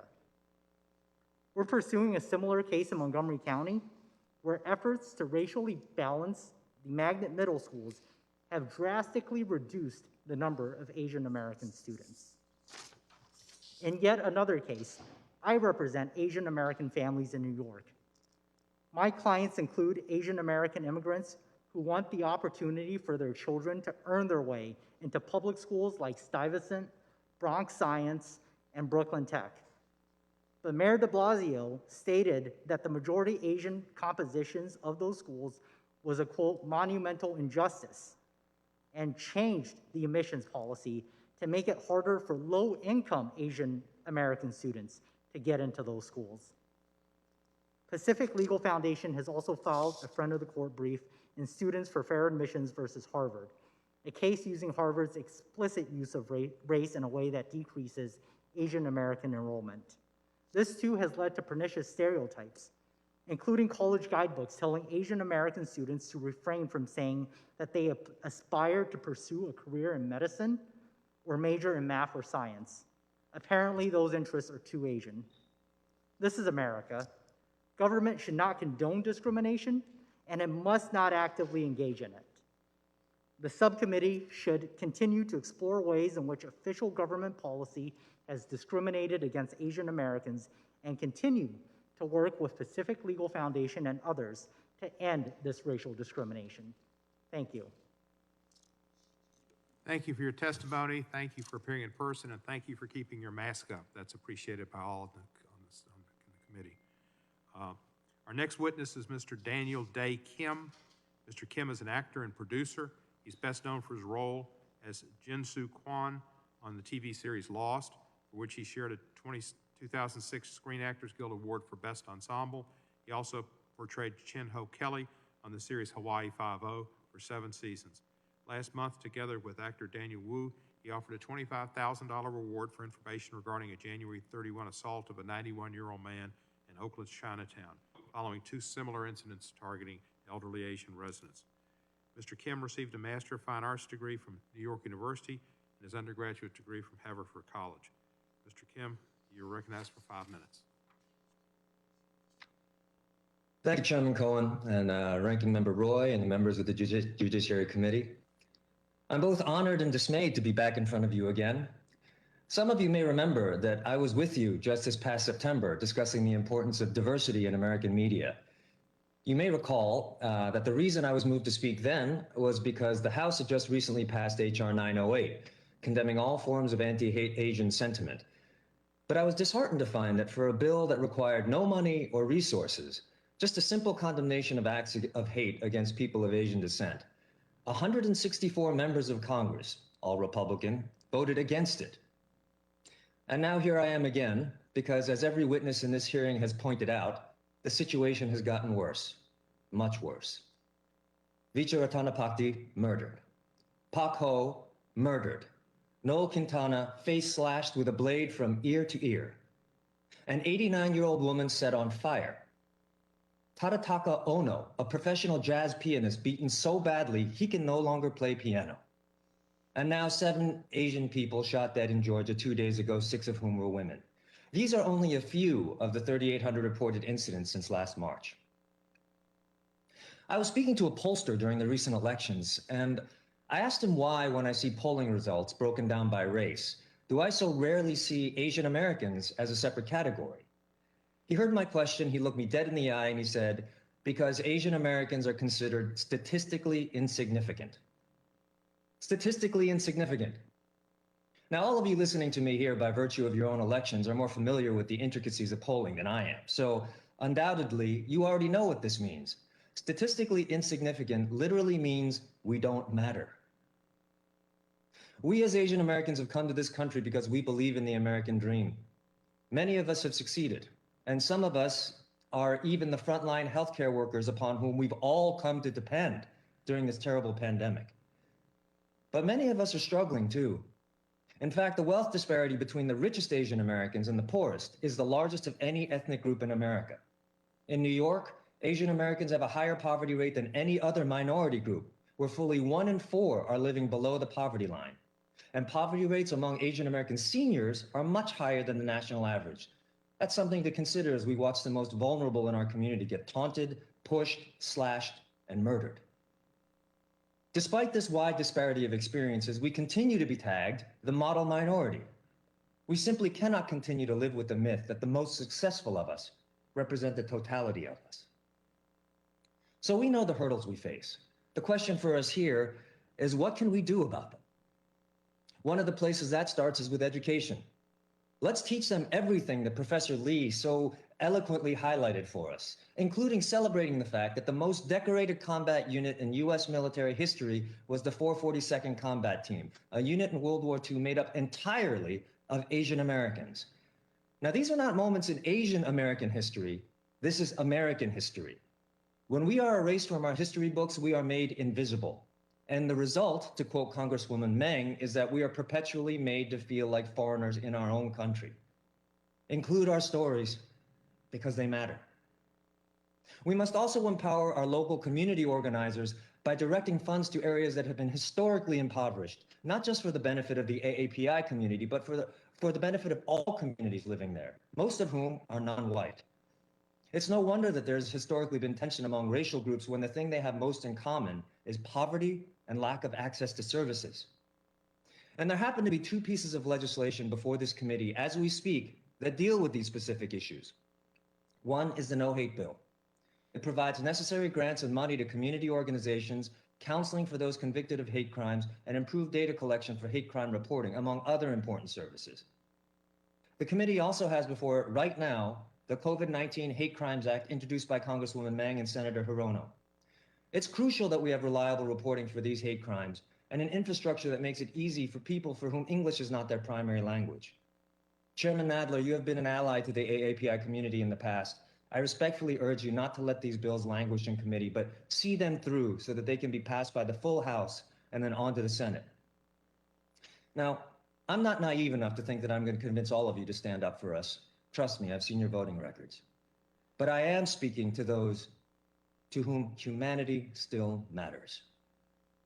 In closing, let me just say that there are several moments in a country's history that chart its course indelibly for the future. For Asian Americans, that moment is now. What happens right now and over the course of the coming months will send a message for generations to come as to whether we matter, whether the country we call home chooses to erase us or include us, dismiss us or respect us, invisibilize us or see us. Because you may consider us statistically insignificant now, but one more fact that has no alternative is that we are the fastest growing racial demographic in the country. We are 23 million strong. We are united, and we are waking up. Thank you. Thank you, sir. Our next witness is Shiron Cenar. She's professor of law and John A. Wilson faculty scholar at Stanford Law School. Her scholarship focuses on, among other things, the role of institutions in protecting individual rights and democratic values in the national security context. Her recent work assesses the legal regime for domestic and international terrorism under U.S. law. Professor Cenar holds a JD from Stanford, a Master of Philosophy, International Relations from Cambridge University, and an MA and a BA as well from Harvard. She was a law clerk for the Honorable Warren J. Ferguson of the U.S. Court of Appeals for the Ninth Circuit. Professor Cenar, you are now recognized for 5 minutes. Thank you for convening this important hearing and inviting me to participate. I want to begin by acknowledging the horrific mass shootings in Atlanta. Whatever the motive, those murders have traumatized Asian American communities already reeling from a year of persistent hate violence. I'd like to make 2 points today. First, while the causes of hate crimes are complex, academic research shows that hostile rhetoric from political leaders towards immigrants or racial minorities can embolden people to commit violence against them. Research also shows that political events that change perceptions of social norms, like the acceptability of racist or xenophobic views, have triggered hate violence. And specifically with respect to former President Trump, Prior studies have shown that hate crimes spiked immediately after his election and that his negative tweets towards Muslims strongly correlated with anti-Muslim hate crimes. That brings us to the past year, when former President Trump and other political leaders relentlessly characterized the coronavirus in racist terms, as recently as this week. Stop AAPI Hates research shows that Donald Trump's anti-Asian tweets were shared on social media over 1 million times. A substantial number of anti-Asian hate incidents used language similar to Trump's. Beyond rhetoric, the racial profiling of Chinese and Chinese American researchers, scientists, and students as security risks exposes Asian American communities to a higher risk of societal discrimination and violence. This is familiar from the experience of South Asian, Muslim, Sikh, and Arab American communities treated as suspects over the nearly 2-decade-long war on terror. While hostile rhetoric or discriminatory policy is certainly not the sole cause of recent anti-Asian violence, it has made Asian Americans vulnerable both to racially motivated and to opportunistic attacks. The second point I'd like to make is that while the response to hate crimes has often been to call for increased sentences, many Asian American community organizations are now advocating a broader set of strategies to address hate crimes.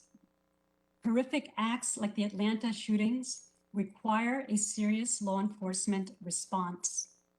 But for several reasons, community groups are also looking for solutions beyond criminal law, especially with respect to the more common forms of hate crimes that occur.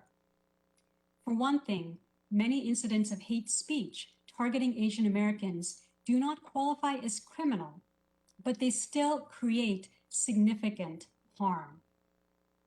In addition, many victims do not report incidents to police because of mistrust of law enforcement. And concern around over-policing and mass incarceration has led many in communities of color to consider other avenues to help victims heal, hold perpetrators accountable, and prevent violence. Numerous Asian American organizations have emphasized the importance of cross-racial solidarity in response to hate crimes, rather than pitting struggling communities against one another. Many have advocated deep investments in communities to strengthen support systems, both to prevent violence and to support violence when hate crimes occur. That support can take many forms, whether it is through funding culturally competent mental health care services, reforming victim compensation programs to better support hate crimes victims, hosting conflict de-escalation training, or establishing grant programs to protect institutions at high risk of hate crimes. There is also growing interest in exploring forms of restorative justice to address hate crimes, especially with respect to young offenders and relatively less serious offenses. Restorative justice refers to processes that bring together people affected by an offense to address the harm and agree upon mechanisms to repair it. Some evidence suggests that restorative justice programs reduce recidivism and alleviate the emotional harm of survivors better than traditional criminal processes. They are not an option in every case, and much more research is necessary. But there is growing interest within communities in creative alternatives to hold people accountable, help victims recover their sense of safety, and prevent further violence. Thank you for the opportunity to share these thoughts. Thank you for sharing that. Our last witness is Hiroshi Motomura. He is Susan Westerberg Prager Distinguished Professor of Law, Faculty Co-Director, Center for Immigration of Law and Policy at UCLA. His teachings and scholarship focus on immigration and citizenship. His book, Americans in Waiting, The Lost Story of Immigration and Citizenship in the United States, won the Professional and Scholarly Publishing Award of the Association of American Publishers as the year's best book in law and legal studies. Professor Motomura received his JD from Cal Berkeley and his BA from Yale. Professor, you're now recognized for 5 minutes. Mr. Chairman, Ranking Member, thank you for the opportunity to speak to you today. My remarks take a step back from the specifics of the incidents that other witnesses have addressed. There's a natural tendency to explain away these crimes as isolated acts of a few individuals. And related is a natural tendency to avoid a deep look at why these crimes were committed. Why more crimes now? Why against victims with Asian ancestry? But these crimes follow a long historical pattern, as you've heard today, and I'd like to explain a key reason for this history. Individuals commit crimes, but they do so in a society that reflects the laws under which we live. To see hate crimes as isolated is to close our eyes to the role of law in shaping attitudes, especially about who's worthy and who's not. My focus is on the immigration laws of the United States, and especially on how these laws have laid the foundation for hate crimes against Asian Americans in the past, in the present, but I hope not in the future. I'll start by observing that throughout our nation's history, immigration laws and statutes, regulations, and executive branch orders have discriminated and excluded on the basis of race, nationality, religion, and ethnicity. In many examples, China's exclusion, as you've heard, dates back to the 1870s and 1880s, but it was the law of the land until 1943. My own family was one of the very small number of Japanese allowed to come to America before 1965, when immigration from Asia was severely limited. And similarly, the large undocumented population from Mexico reflects an immigration system that historically has treated Mexican immigrants as disposable labor, and today offers too few legal opportunities to work and live with family in this country. Most recently, many people have been barred from the United States because they come from certain majority Muslim or African countries.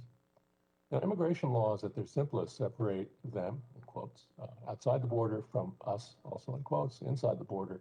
And this may be why public figures have felt free to disparage and insult people from certain other countries, even when some of those same public figures might never say the same thing about U.S. citizens who trace their family roots to those very same places. But immigration laws don't just affect people outside the United States. Immigration laws can make it hard or even impossible for some U.S. citizens, but not others, to live in this country in their United States with their spouses and children and other close relatives. In other words, to make a family here, to make a life here in this United States as a family. In this way, immigration laws tell some U.S. citizens they're still foreigners, that they cannot fully partake of American life. If they trace their family origins to disfavored parts of the world, or if they follow a disfavored faith, then the message is that their citizenship isn't as worthy of respect as the citizenship of other Americans. Their citizenship is devalued. In these ways, immigration laws enable discrimination that's based on race, often against U.S. citizens. Chinese exclusion, for example, was rooted in the idea that people of Chinese descent could not become fully equal citizens of this country because they're not white. When 120,000 people of Japanese ancestry, most of whom were U.S. citizens, were incarcerated in relocation camps during World War II, this too was only possible because they were seen as foreign because of their race. So especially when this permission to discriminate is embraced, endorsed, and amplified by public figures, what happens next should come as no surprise. The message is that some U.S. citizens don't belong, that they're really foreigners, and that their lives and property aren't worth as much. That message leads to hate crimes against people cast by our American immigration laws as fundamentally less American. No hate crime is an isolated act. We need to take national responsibility for the role of law and what we're seeing today. By discriminating in ways that suggest some U.S. citizens don't belong here, our immigration laws have laid the foundation for hate crimes.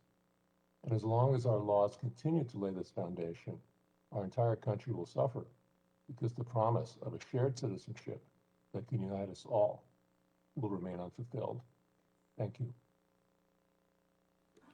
And thank you, sir. We appreciate your attendance and your participation in our hearing.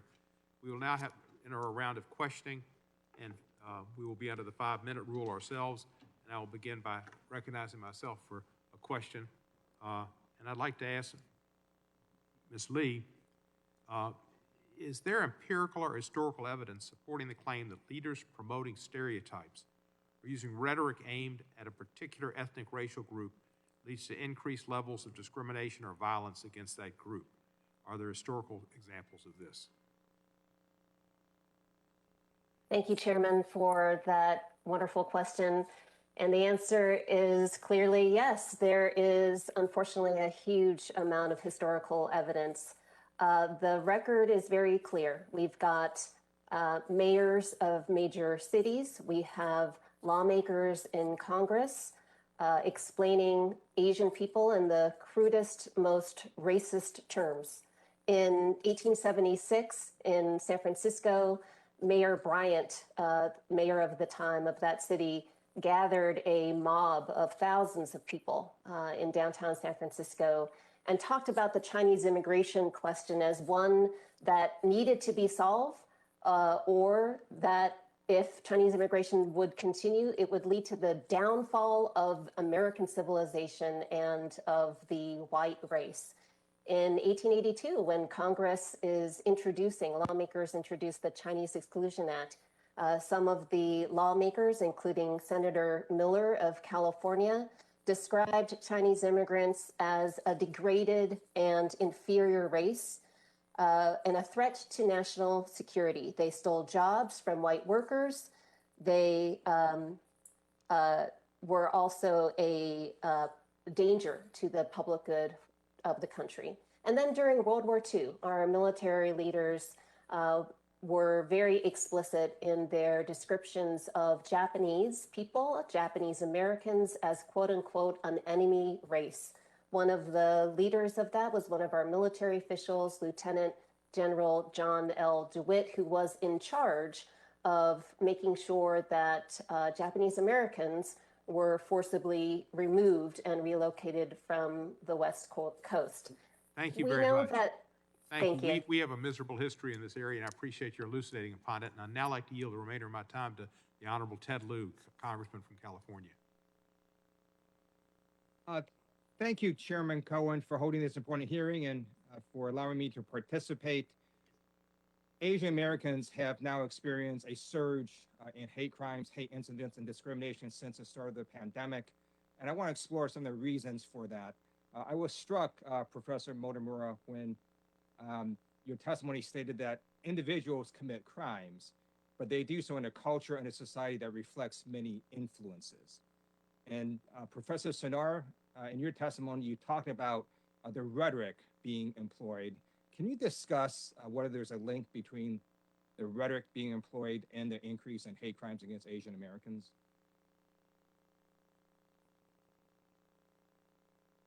When political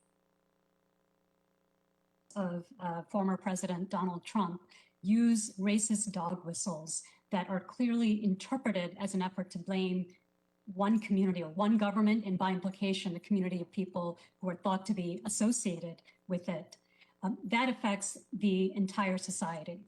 And Stop AAPI Hate's research shows as well that those tweets from the former president were retweeted over 1 million times. So once you have that norm setting at the top that normalizes stigmatizing a particular community for hate, it does lead to ripple effects across society at large. Thank you very much. I'd like to now respond to the ranking Republican member today at the hearing. I previously served on active duty in the United States Air Force. I'm very aware of who the bad guys are and who our foreign enemies are. But this hearing is about Americans of Asian descent who are being targeted in the United States. And it's not about policing speech. I serve on active duty, so you can say whatever you want on the First Amendment. You can say racist, stupid stuff if you want. But I'm asking you to please stop using racist terms like Kung Flu or Wuhan virus or other ethnic identifiers in describing this virus. I am not a virus. And when you say things like that, it hurts the Asian American community. Whatever political points you think you are scoring by using ethnic identifiers in describing this virus, you're harming Americans who happen to be of Asian descent. So please stop doing that. I yield back. Thank you, Representative Liu, for your service to our country and your service to our country today. I now recognize, Mr. Burgess Owens is virtually with us. So, Mr. Burgess Owens, the ball is in your court. 5 minutes. Yes. Thank you. Thank you so much, Mr. Chairman. 1 second, hold tight. We've heard a lot today about the alarming rise in violence against Asian Americans. My heart goes out to the Asian American community and all victims of crime. No one should feel unsafe in their own neighborhoods. I'm concerned that there's a culture of lawlessness that's become pervasive and impacts every community, and we need to follow the facts. For example, in 2008, a survey by the San Francisco Police Department studied 300 robberies. In 85% of the assault crimes, the victims were Asian, the perpetrators were Black Americans. Between 1980 and 2008, the Department of Justice found that 84% of white victims were killed by white offenders, and 93% of Black victims were killed by Black offenders. What does this tell us about the possibility of a deeper, more systemic issue like the deterioration of the family unit and the negative impact it's having on all communities? In addition to the violence, we're also seeing institutional discrimination against Asian Americans in universities. Overall, the Asian community has been very successful academically, but has also been discriminated against because it's a culture committed to meritocracy. As someone who's grown up in the 1980s, I understand exactly what institutional racism looks like, and using someone's race as a factor against admission to college is totally un-American. Our colleges must end that now. These issues are complicated, and I hope we can get to the bottom of the rise of the lawlessness that no American should experience, and also the institutional discrimination against Asian Americans by our colleges and university. Our government cannot condone or take part in this type of racism. Mr. Layman, I do have a question. As you state, citizens in all communities, Asian Americans among them, have the right to live free from rampant.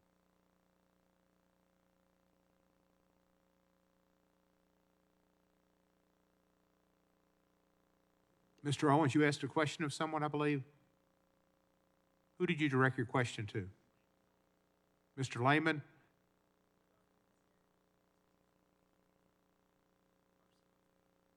Sounds like.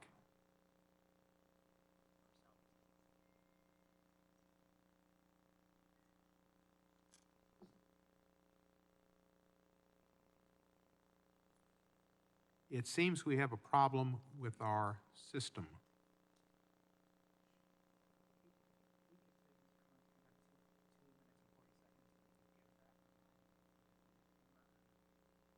Can anybody hear me out there? Yeah, but nobody can hear it.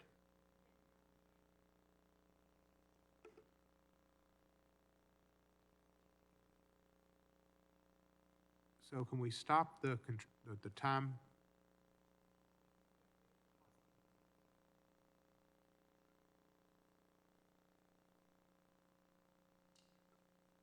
Are we fixing it? Is he muted, maybe? But I don't think, Mr. Liu, can you hear me?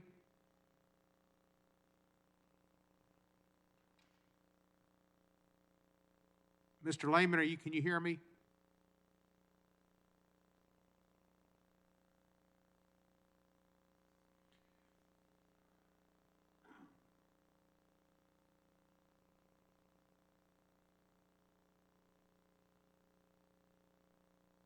Well, I guess now we know why they call it WebEx.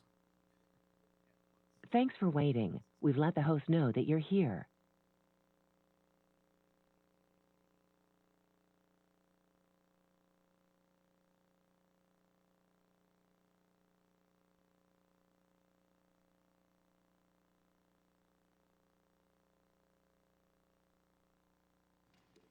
Testing.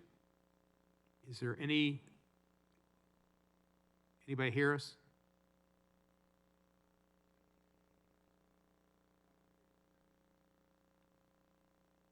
Do do do do do do do do do do do do.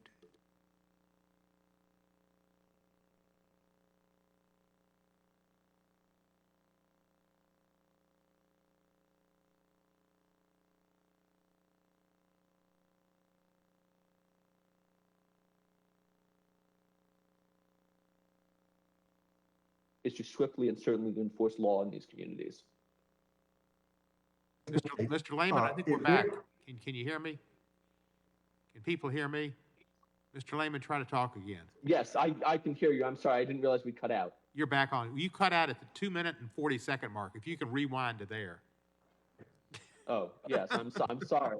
I've been talking to Representative Owens. I'm not sure. I guess it did not come through. Nobody could hear you. So- If you rewind to 240 and start over again, that's something a Yale man should be able to do. Yes, sir. I don't know what we were talking about. Do I need to repeat the question? Please, Are we Mr. okay? Repeat the question. What do we need to do to end these attacks that we're now seeing on the rise of being perpetrated against Asian Americans and I would say at other Americans that are going through the same issues at this point? Oh yeah, I think that the most important and most proximately effective policy response comes down to acting to ensure safety in the communities, and the best tool that we have for that is public safety enforcement, is the police on the streets. I agree with my co-panelists that we want to combat bigotry in the hearts and minds of some Americans, but that's not the most swift or certain way to reduce violent crimes in our communities. Effective policing is. Okay, thank you. Mr. Pay, is there a way to achieve diversity at institutions of higher learning without considering race within the application or admissions process? Yes, I think there are ways to achieve diversity without using race on college campuses. I think when we talk about diversity, it's a mistake just to think about it in terms of racial diversity. I think a lot of universities aren't very diverse in terms of different ideologies, different viewpoints, and I think we should be doing more to ensure that students on college campuses are hearing views from all sides. In terms of racial diversity itself, I think there are certain ways that were proffered by the Students for Fair Admissions in the Harvard case. Harvard currently, as it stands, gives preferences to athletes, to legacy admits, to big donors, and also to children of faculty. And I think reducing or eliminating those preferences would lead to an increase in even racial diversity without using racial preferences. Very good. Thank you so much, and I'm going to yield back my time. Thank you so much. Thank you, Representative Owens. I now yield 5 minutes to the honorable, the distinguished, the renowned, and the respected gentleman from Maryland, Mr. Raskin. Thank you, Mr. Chairman. Anti-Asian American violence is skyrocketing. We've seen a 150% surge in anti-Asian American hate crimes in major cities, including an 81-year-old woman being punched in the face and lit on fire outside her own home, a 61-year-old man being slashed in the face with a box cutter on the subway in New York City, a woman being doused in the face with a burning toxic chemical as she took out the trash at her home, and a 15-year-old boy being hospitalized after being attacked at school by a bully assailant who claimed he had COVID-19 because he was Asian. The governor of Maryland, Larry Hogan, whose wife Yumi is Korean American, told me in a phone conversation yesterday that he and his wife and his daughter's closest friends have all been affected by the new wave of hostility against the AAPI community. Governor Hogan told me that close family friends have been assaulted in a convenience store, screamed at by racists telling them to go back to China, and told that they did not want to sit next to them on an airplane because they were Asian and had COVID. There's no free speech defense to commission of violent assaults on Asian Americans or anybody else. And the bizarre invocation of free speech in this context is a dangerous and irrelevant distraction from the violence engulfing AAPI communities across the land. We've got Korean American and Japanese American and Vietnamese American constituents who've been attacked by racist fanatics screaming about the Wuhan flu. So just consider the leaps of illogic and fallacy which lead to this kind of crime. First, you've got to blame the COVID-19 virus on the Chinese government, or the Chi-Coms, as the ranking member proudly puts it, an authoritarian government which President Trump lavishly praised 37 different times in the first 3 months of COVID-19 for its excellent response. Then you've got to blame the lethal recklessness of President Trump, who said COVID-19 would magically disappear by Easter and suggested injecting bleach is a miracle cure, and refused to develop any nationwide plan to crush the virus, on the Chinese government and on the Chinese people. Then you've got to associate the alleged policy errors of the Chinese government with the Chinese people. Then you must associate the Chinese people with Chinese American citizens of the United States. Then you must associate Chinese American citizens with Korean Americans, Vietnamese Americans, and so on. Then you must assume that all of your misguided and fallacious views justify violent attacks on Asian American strangers. And all of these fallacies and lies are built on assumptions of collective guilt, mass punishment, and vigilante justice that are completely at odds with our constitutional values. So it's remarkable to me that when we try to put a stop to this deranged violence, we have colleagues who think it's irrelevant or productive to defend Donald Trump's totally unmolested First Amendment rights to blame his own failures on the Chinese government, which he enthusiastically praised 37 different times. So, Mr. Yang, is the invocation of free speech relevant or constructive to the dialogue about anti-Asian American violence and racism today? Thank you for that question, and thank you very much for expressing the powerful words that you do. Free speech is not a defense of this. We have no free speech right to yell fire in a crowded theater. And what is happening right now is the Asian Americans are in a crowded theater where we are being endangered. The other point is, regardless of free speech, all of us as leaders have an obligation to model behavior that we want our community to follow, and model behavior that would lift our entire country up instead of trying to be divisive and make individuals or communities targets of hate when it is unnecessary. The last thing that I would say is, as has been established by previous speakers, everyone agrees there's no medical benefit to using terms such as China virus and Wuhan flu. And everyone agrees that there is some effect, and you could debate how much, but there is an effect on the hate that the Asian American community has received. So the cost-benefit analysis is clear. The cost to the community, Asian American community, of calling the terms that it is great. The benefit of using these terms is nil. So in that sense, it makes no sense. Thank you so much. And Professor Lee, would you agree that it is dangerous and irrational to conflate the question of random vigilante attacks and violence on American citizens with questions of foreign policy and the behavior of foreign governments? Yeah, thank you for that great question. It is irrational, but it has been part of our historical record, and we have seen where that hate has led. There has been too many times when Japanese Americans, for example, had been conflated with the Japanese enemy. This is one of the ways in which American racism works. We think we should have learned this lesson by now in the 21st century, that as all of the fellow witnesses have reiterated, a point that really should not need to be made in the first place. We are Americans. We are Americans of Asian descent. We are proud of that ancestry and heritage, but conflating us with a foreign government has been an age-old way of denigrating us, separating us, making us other, and that has led to racism in the past, and it's leading to racism today. Thank you very much. Mr. Chairman, thank you for this great hearing, and I yield back to you. Thank you, Mr. Raskin. This is a problem that we see it with the Asian American community has been going on for years.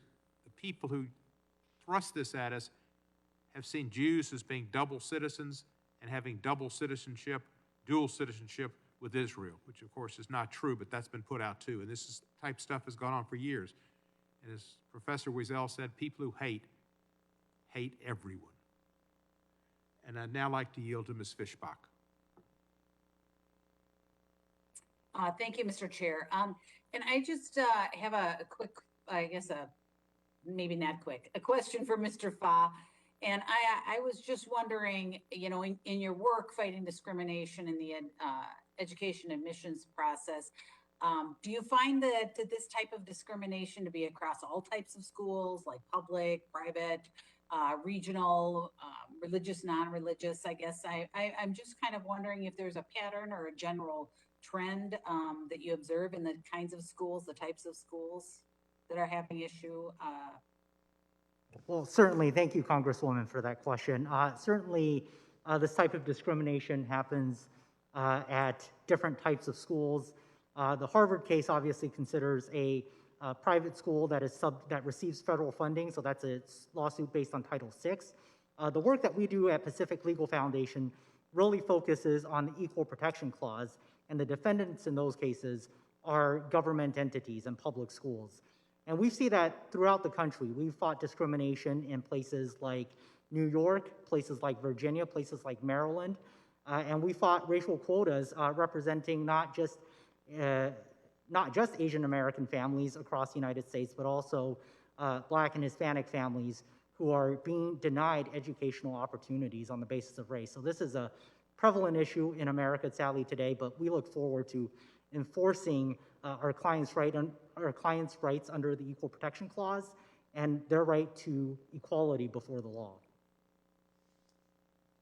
And Mr. Fa, maybe just kind of a follow-up, there are some schools that certainly do better at not discriminating, and if you found that, are there some characteristics about those schools that they share that the others don't have? Have you found anything to that about that? Sure. So many of those schools are that where we have litigated are the admissions system, at least previously, had been governed by an objective test that anybody can take. That is, and your chances of getting into those specialized schools or magnet schools were determined by your score on the test. The highest scores on the test would get in, no matter what their race or ethnicity. But unfortunately, local government in places like New York, Montgomery County, Thomas, and Virginia have found the results to be the schools have had too many Asians, in their opinion. So they've changed the admissions policies in cases to discriminate against Asian American students, and in the case of our New York clients, low-income Asian American students, only because there were too many, in their view, too many Asian Americans at those schools. Thank you, Mr. Fine. Thank you, Mr. Chair. I yield back. Thank you, Ms. Fishback. And as terrible as that all is, when my father went to medical school, many of those medical schools did not accept Jews at all. I now recognize Ms. Ross. Thank you so much, Mr. Chairman, and thank you for holding this very important hearing during this very important and sad week. I want to thank everyone on the panel for being here. I want to let you know that my district in North Carolina is home to a large and vibrant Asian American community. These individuals, whether they were born here or came to North Carolina as immigrants, are an essential part of the Research Triangle's workforce and community. Wake County would not be the hub of innovation and culture that it is without their contributions. I'd like to ask unanimous consent to enter an article from our newspaper, the Raleigh News and Observer, on Asian hate crimes that appeared today. With that objection, will be done. Thank you, Mr. Chairman. Since the beginning of the COVID-19 pandemic, several of my constituents of Asian descent have reported racist incidents. One Chinese constituent was labeled a communist in a disparaging newspaper article. A college student found her Chinese New Year display in her dorm destroyed. Others have been verbally harassed to the extent that they worry about their safety in public. Unfortunately, this is not the first time in our nation's history that our Asian Americans have found themselves subject to discrimination, as we've heard today. This stems directly from xenophobic federal policies. Earlier, we heard Representative Matsui testify about the impact of living in an internment camp on her family. I would like to address my first question to Professor Motomura. I know that we've talked about anti-Asian laws and how they've contributed to our society. Could you give us examples of when anti-Asian laws have been repealed and how public sentiment has come to allow for that repeal? Well, though there are several examples, but one is that, as I mentioned in testimony, the Chinese exclusion laws were in place from the 1870s until 1943. And I think that one of the influences that resulted in the repeal of Chinese exclusion was the allyship between the United States and China in World War II. So there were other events that came in. I'm not sure there was a particular change of heart with regard to Chinese American community, but there was at that time, and Professor Lee might be able to speak more to this, but there is much more of a change of attitude trying to distinguish. There was a pursuing a time to distinguish Chinese on foreign policy and war related reasons from Japanese Americans. And so in some sense, you could look at this as a change of heart with regard to Chinese Americans, but you could also look at it as an attempt to demonize the Japanese Americans. And so this was in 1943. So that would be one example. And also in 1965, of course, and this is a very long history, and you probably don't want me to get into it on your time, but but in 1965, of course, you have the end of the National Origins Act, and that too is a racially restrictive scheme that was in place from 1921 until 1965, and so a lot of influences. That was really part of the civil rights movement to end this scheme that had restricted by race until 1965. So we've had these incidents, and we've had examples of this. Thank you very much. And then just to follow up, are there examples of current or more recent immigration policies that have impacted Asian Americans and their families, even if perhaps they were not the targeted demographic? We're taking up immigration bills this week, and I think that would be an important thing to know. Yeah, well, I think that there are different aspects of this. Some of this has to do with the inability of the American immigration system to fully accommodate the needs of the American economy with regard to workers. And so you have bills in place right now that would essentially grant legal immigration status to a number of workers, many of whom are essential workers, many of whom are from Asia. That would be one example of this. I think that there are restrictions right now that limit the ability of Asian immigrants to come to this country.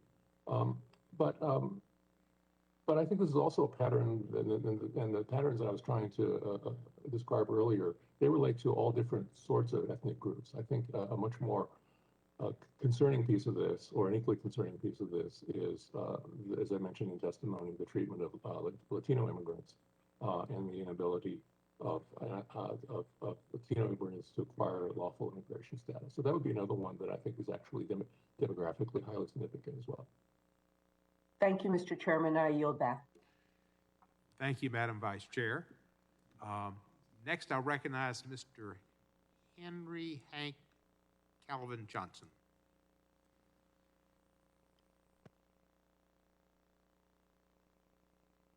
I thank the chairman for hosting this very timely hearing, and I would like to ask unanimous consent to submit a 31-second video produced by the Asian Americans Advancing Justice Atlanta organization regarding violence against members of the AAIP community, along with a letter asking for a community-based response to the violence in Atlanta, which is dated March 18th, 2021, and is signed by multiple Asian American community groups in my district, for the record.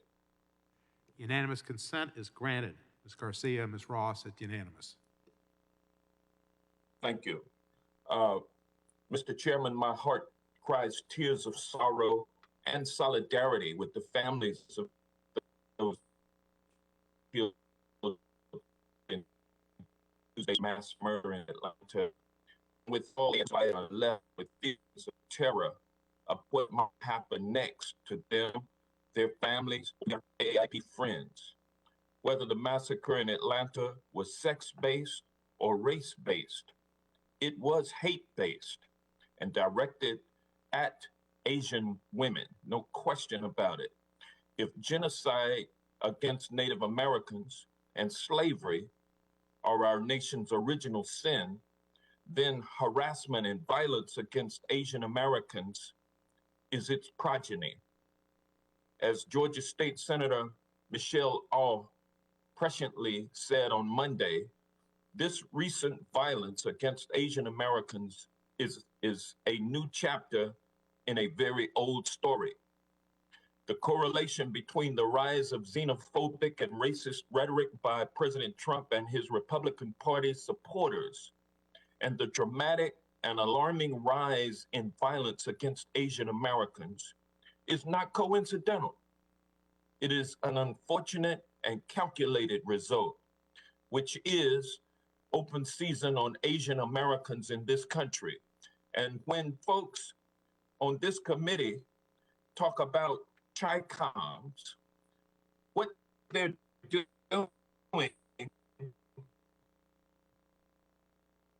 is they're using they're using stereotypes against any people, and I resent it. As a Black man in America, I understand what it's like to be targeted because of how you look. I understand how terrible it is to be viewed by your fellow citizens as other in a nation that prides itself supposedly on being the melting pot of the world. America, it's time to admit that we have a problem. It's time to take affirmative action to correct that problem. And I look forward to a time where we can banish hate and replace it with love in this country. And with that, I'd like to ask you, Mr. Yang, about the fact that healthcare workers have specifically suffered disproportionately during the pandemic. How have Asian American healthcare workers been impacted by discrimination and violence over the last year, particularly those involved in the healthcare industry specifically? Thank you very much for that question. And thank you first for lifting up the work that is being done in Atlanta by our community groups there, because that is vital, it is important. And with respect to the healthcare workers in particular, those are the essential frontline workers that we talk about, the people that are putting their health at risk to serve our entire country, not just Asian Americans, but to serve our entire country. And both Ms. Carney as well as myself, when we look at the incidents that we have coming in, we could cite to so many examples of healthcare workers getting shunned, getting spit, getting coughed on, or statements saying that we don't want them to treat us. And so it has had both a mental toll as well as in some cases a physical toll. If I might, I do want to go back to one other piece with respect to the community-based response that we're talking about, which is public safety is not the same thing as law enforcement. Yes, we absolutely need public safety, but we can reimagine it in a way that we're not putting sole reliance on law enforcement when we don't, oftentimes our communities don't trust that vehicle. Thank you. Thank you. This hearing is not about defunding the police either. And does violence and how does violence and discrimination affect the mental health of members of the AAIP community collectively? If the question is directed to me, it's clear. It affects our entire community. If you ask any of your Asian American friends right now, they will say that this is on their minds. And so one thing I would urge people to do in this moment is to reach out to your friends, reach out to your community, and make sure that they feel seen, they feel heard, and they feel protected. Thank you. Mr. Kim, has the government provided enough support to Asian American healthcare workers? And what role do you see Congress playing in addressing these concerns and providing more support to Asian American healthcare and other frontline workers? Well, thank you for the question. I think, as it pertains to healthcare workers, the thing that I find most anecdotally is that many of them are experiencing bigotry and hate, even as they're trying to help people fighting this virus.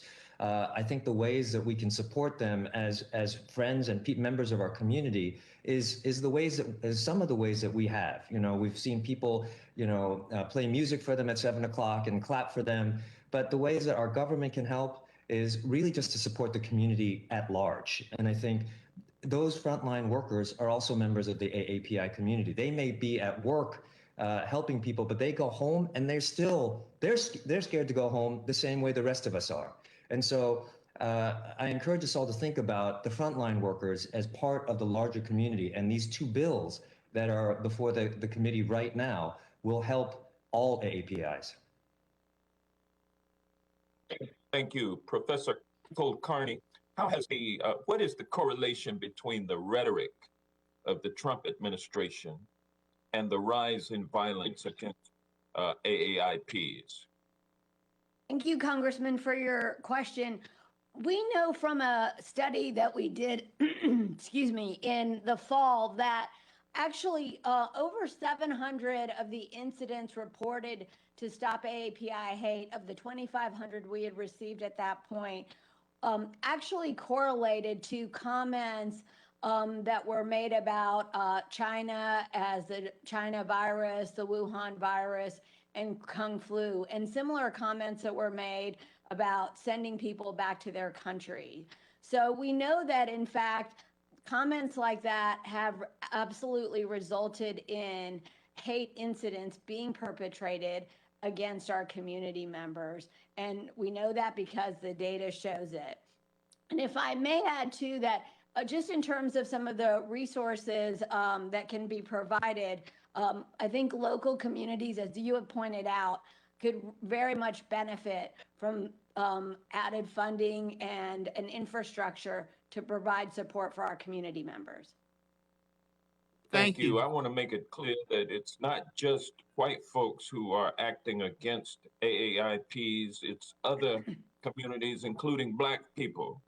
And I want to issue a challenge to all communities to be aware of the fact that our brothers and sisters in the AAIP community are particularly targeted right now, and we need to embrace them with love and not contribute to the hate that is enveloping them. And with that, I yield back. Thank you, Mr. Johnson. Now I recognize the lady from Houston, Texas. Thank you, Sylvia Mr. Garcia. Chairman. Thank you, Mr. Chairman, and thank you to all the witnesses, especially my colleagues, for sharing their very, very personal stories. At a time when we should be working together, helping one another as Americans to grapple with the COVID-19 pandemic, we've all witnessed the Asian American community, like Latinos and other communities, that are facing an alarming rise in violence, hate, and discrimination. It is inherently un-American for anyone to discriminate and launch vicious hate crimes against an Asian American. Too often, immigrants have been blamed and scapegoated or harassed, telling them to go back to their country. I know I've been told to go back to Mexico. If we can play a quick video clip, Mr. Chairman. Yes, ma'am. Play the video.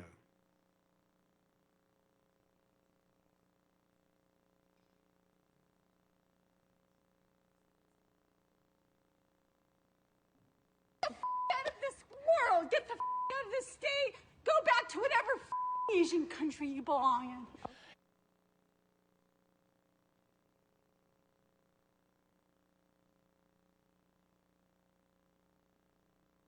Go back to blank Asian country that you belong. Many of us have heard that. And this is just one example of the various types of discrimination and harassment that Asian Americans, Latinos, and others face too often in our country. This does not represent who we are as a nation. As President Biden has said, violence against Asian Americans is un-American and it must stop. And Mr. Kim, I know that you also added that we need to look at this as a humanity issue because humanity matters. And the last time you were before this committee, you also told us that what is in the media, visually, in print, everywhere, also matters. I wanted to ask you specifically about the rhetoric coming from politicians, as some of you have testified. I know we have focused on the former president, but Senator Cornyn of Texas said, China is to blame because a culture where people eat bats and snakes and dogs and things like that. China has been the source of a lot of these viruses like SARS, like MERS, the swine flu, and now the coronavirus. Senator Cruz, also from Texas, said that Trump was not worried because he wasn't serving bat soup in Hunan province, an apparent nod to the now debunked myth that the outbreak started in Hunan. How do these words and all the coverage that all this gets in print and sometimes in the news visually, how does that impact hate crimes, hate incidents in this country?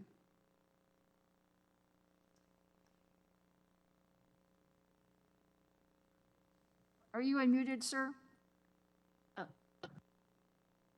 Mr. Kim. Thank you for that question, Representative. Can you hear me? Yes, I can.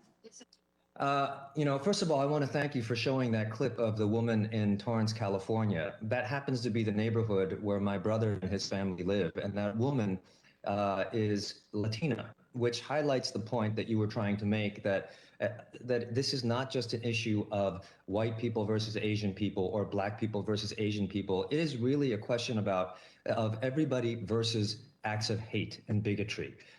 And that, I think, really needs to be highlighted because this is not part just of the Asian American history. It's part of the history of America. Now, to your question, I will say that, yes, it matters that other representatives other than the president have been using these terms of hate and connecting Americans to a virus that they have no connection to whatsoever. It is part of our leadership. And, I think I'm an idealist because I still do believe in the words of my leaders. I want to believe that they are setting the tone for the rest of the country. And that when they use rhetoric like this, it not only affects adults, but it affects our children. It's a shameful thing to have to say. Don't listen to what your president is saying.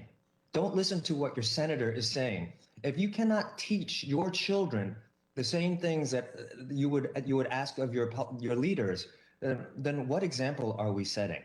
And the way it becomes insidious in our culture is that this language permeates through to places like Jay Baker, the spokesman for the sheriff's office in Cherokee County, who actually tweeted out T-shirts making fun of coronavirus and connecting it to China. This is a person who has a direct connection to the shooter of 8 people.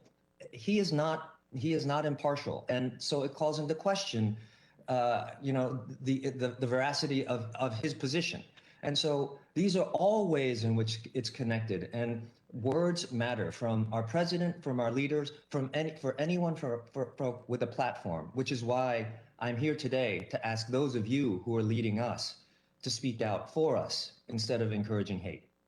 Thank you for that answer. And I think, what our children and all Americans see in the news or hear or read in the paper matters, because words do matter. And as you said, humanity matters. So thank you for the response.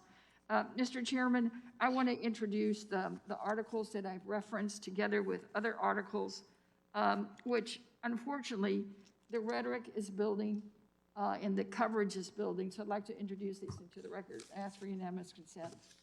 So done. Without objection. And with that, Mr. Chairman, I thank you and I yield back. Thank you, Ms. Garcia. And I believe we have Ms. Bush with us. And Ms. Bush, the honorable congressperson from St. Louis, Missouri, up the river, is recognized. You have to unmute, though, Ms. Bush. Unmute. All right, I'm here. Thank you. In St. Louis and I, again, thank you, Chairman, for convening this hearing. I want to extend my deepest condolences to the AAPI community, many of whom have lost loved ones, been victims of white supremacist hate crimes, or in some way have been victimized by the horrific incidents of this past year. My heart is with you. There are more than, and it's been said before over and over again, 3,000 hate crimes reported over the last year as a result of anti-Asian American racism.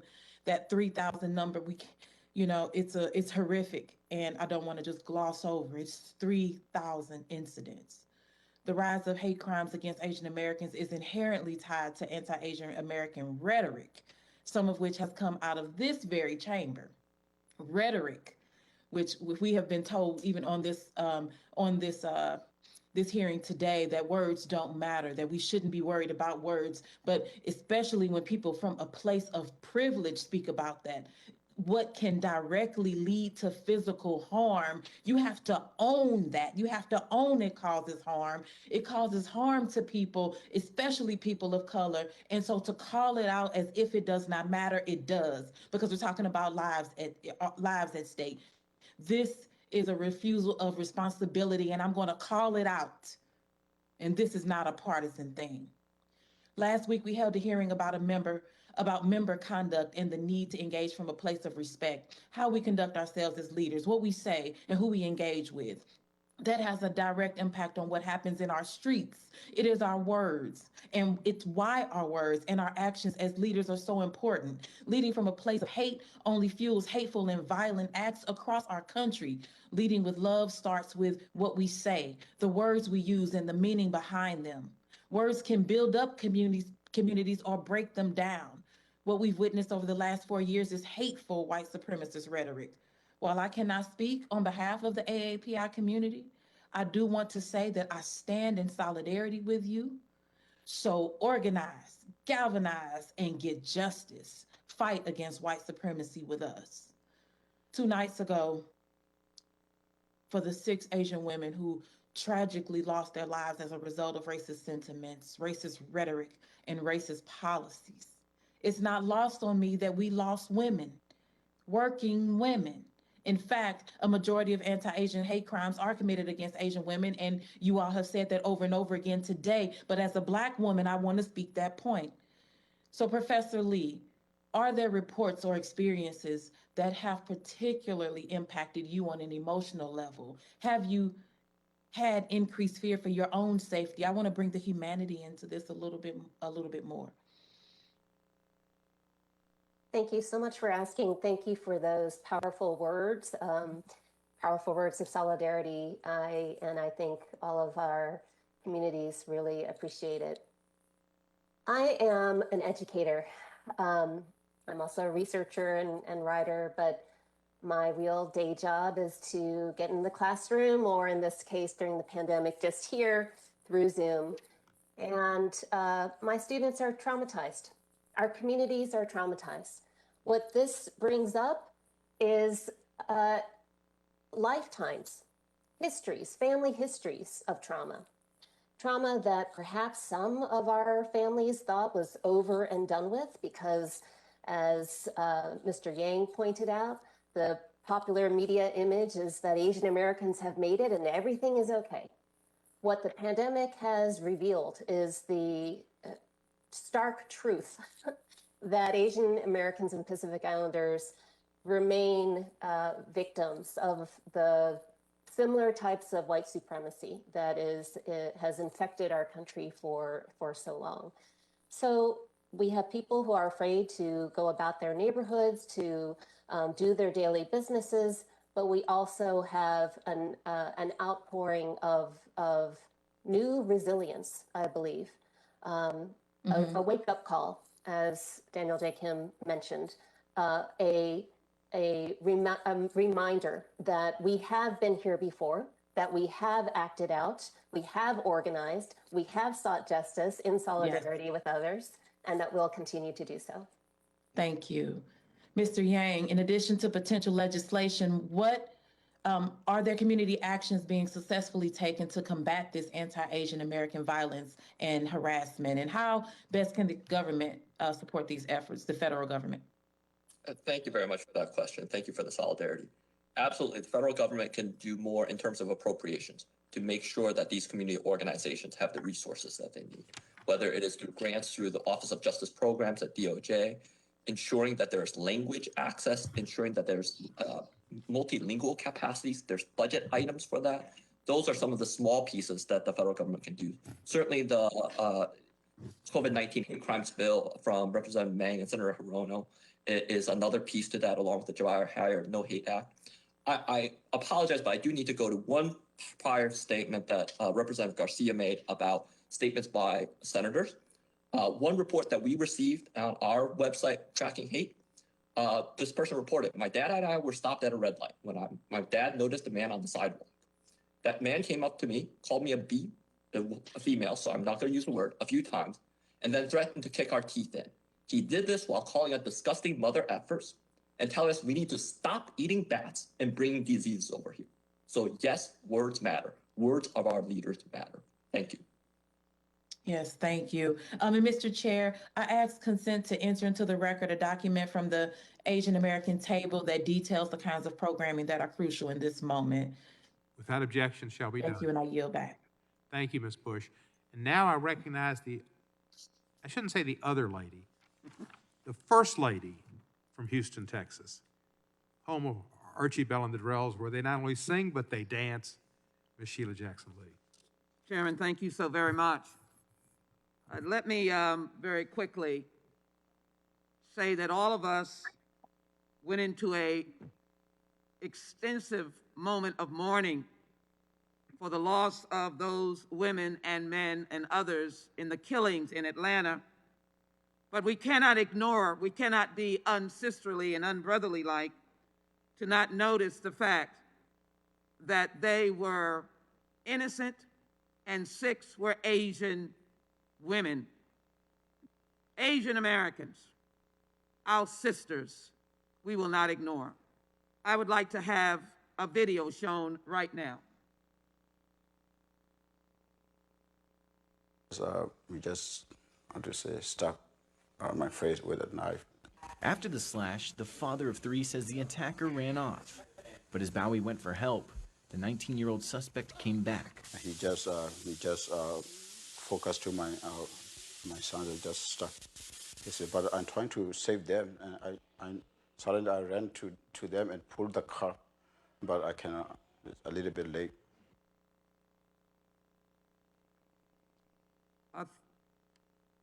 A 3-year-old baby cut, a father cut. The assailant did this heinous act. Are we live?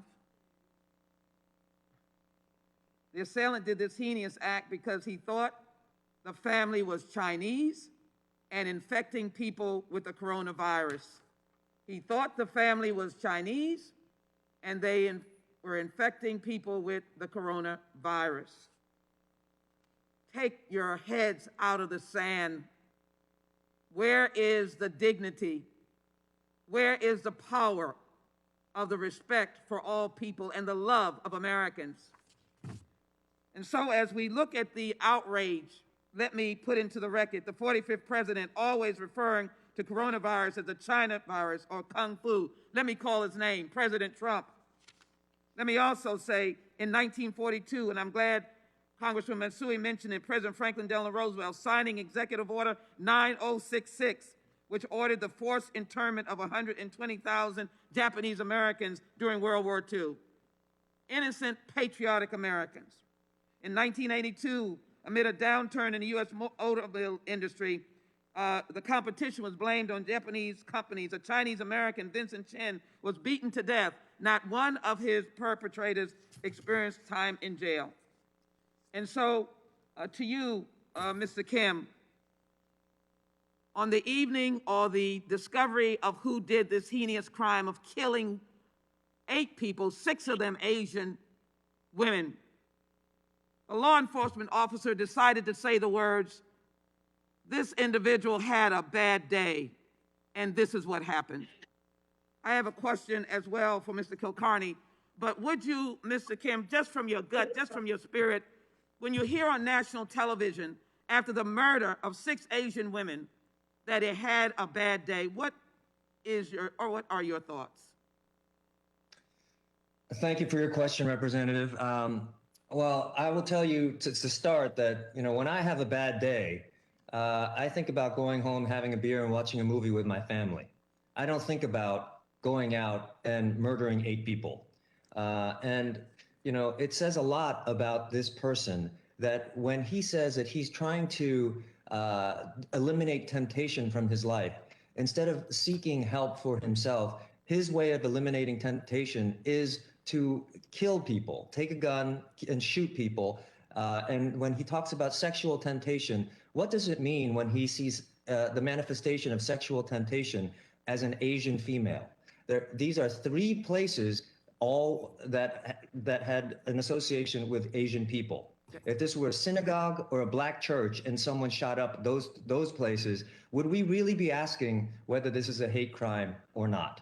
And would we really have the burden of proof? It's really important, I think, that you highlight Vincent Chin, because the judge in the case of Vincent Chin said that his white murderers, these are not the kind of men you put in jail. Thank you, Mr. Kim. And it echoes directly with what Jay Baker said when he tried to downplay the crime by saying he was having a bad day. Thank you. Thank you so very much. Mr. Kilcarney, if I could get this question to you. What does the data show about the impact of anti-Asian rhetoric and violence that has on the mental health of members of the community? And then just quickly, Ms. Lee, if you would just quickly on the historical record, which we've seen in other populations like African Americans who were enslaved, that 1882 law, how does it continue to negatively impact? Mr. Kilcarney on the data very quickly, and I thank the chairman for his indulgence. I'll be finished after these questions. I thank him very kindly. Mr. Kilcarney?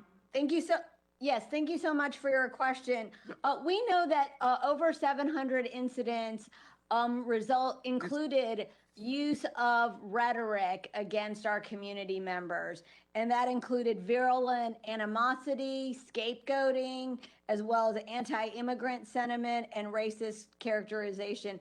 And it has led to a 155% increase in depression and anxiety in our community members. I thank you, Professor Lee, and let me indicate, Ms. Kilcarney, let me correct the record. Thank you so very much. I had stepped out when you were doing your testimony. Professor Lee, how does that historical Yes, thank you. moment? Absolutely interconnected.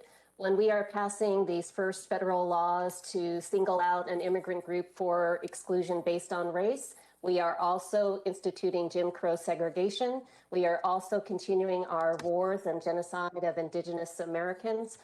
White supremacy impacts all of us. It may impact us differently, but it impacts us all the same. Thank you. Thank you, Mr. Chairman. This is an excellent hearing. I thank you. I will commit to all of the witnesses my commitment to anti-hate legislation, specifically dealing with Asian Americans, and really all of us, your dad and others, stand together in fighting against inequality in America. We will not have it. We will not stand for it. We stand with you. With that, I yield back, Mr. Chairman. Thank you, Ms. Lee, and I would ask unanimous consent to submit 60 letters and documents from civil rights groups and NGOs that were submitted today. Without objection, they're entered into the record. Mr. McClintock, I see you're with us, and would you desire any time? You're certainly afforded it. Yeah, yes, I would. Thank you, Mr. Chairman. You're welcome. You're recognized for 5 minutes. Thank you. We seem to be confusing opposition to the Chinese government, including its actions during the coronavirus pandemic, with hostility toward Americans of Asian descent. And I find that very confusing, since many Asian Americans fled abusive governments, including and especially the Chinese communist regime. Hostility to that government is not hostility to its victims, quite the contrary. Yet that seems to be the connection that many people are making today.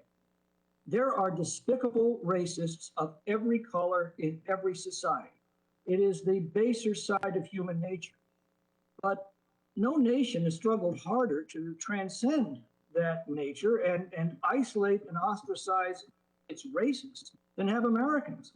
You know, the American founders placed principles in the Declaration of Independence that they believed would someday produce a nation of free men and women of all races and all religions, together enjoying the blessings of liberty and equal protection of our laws.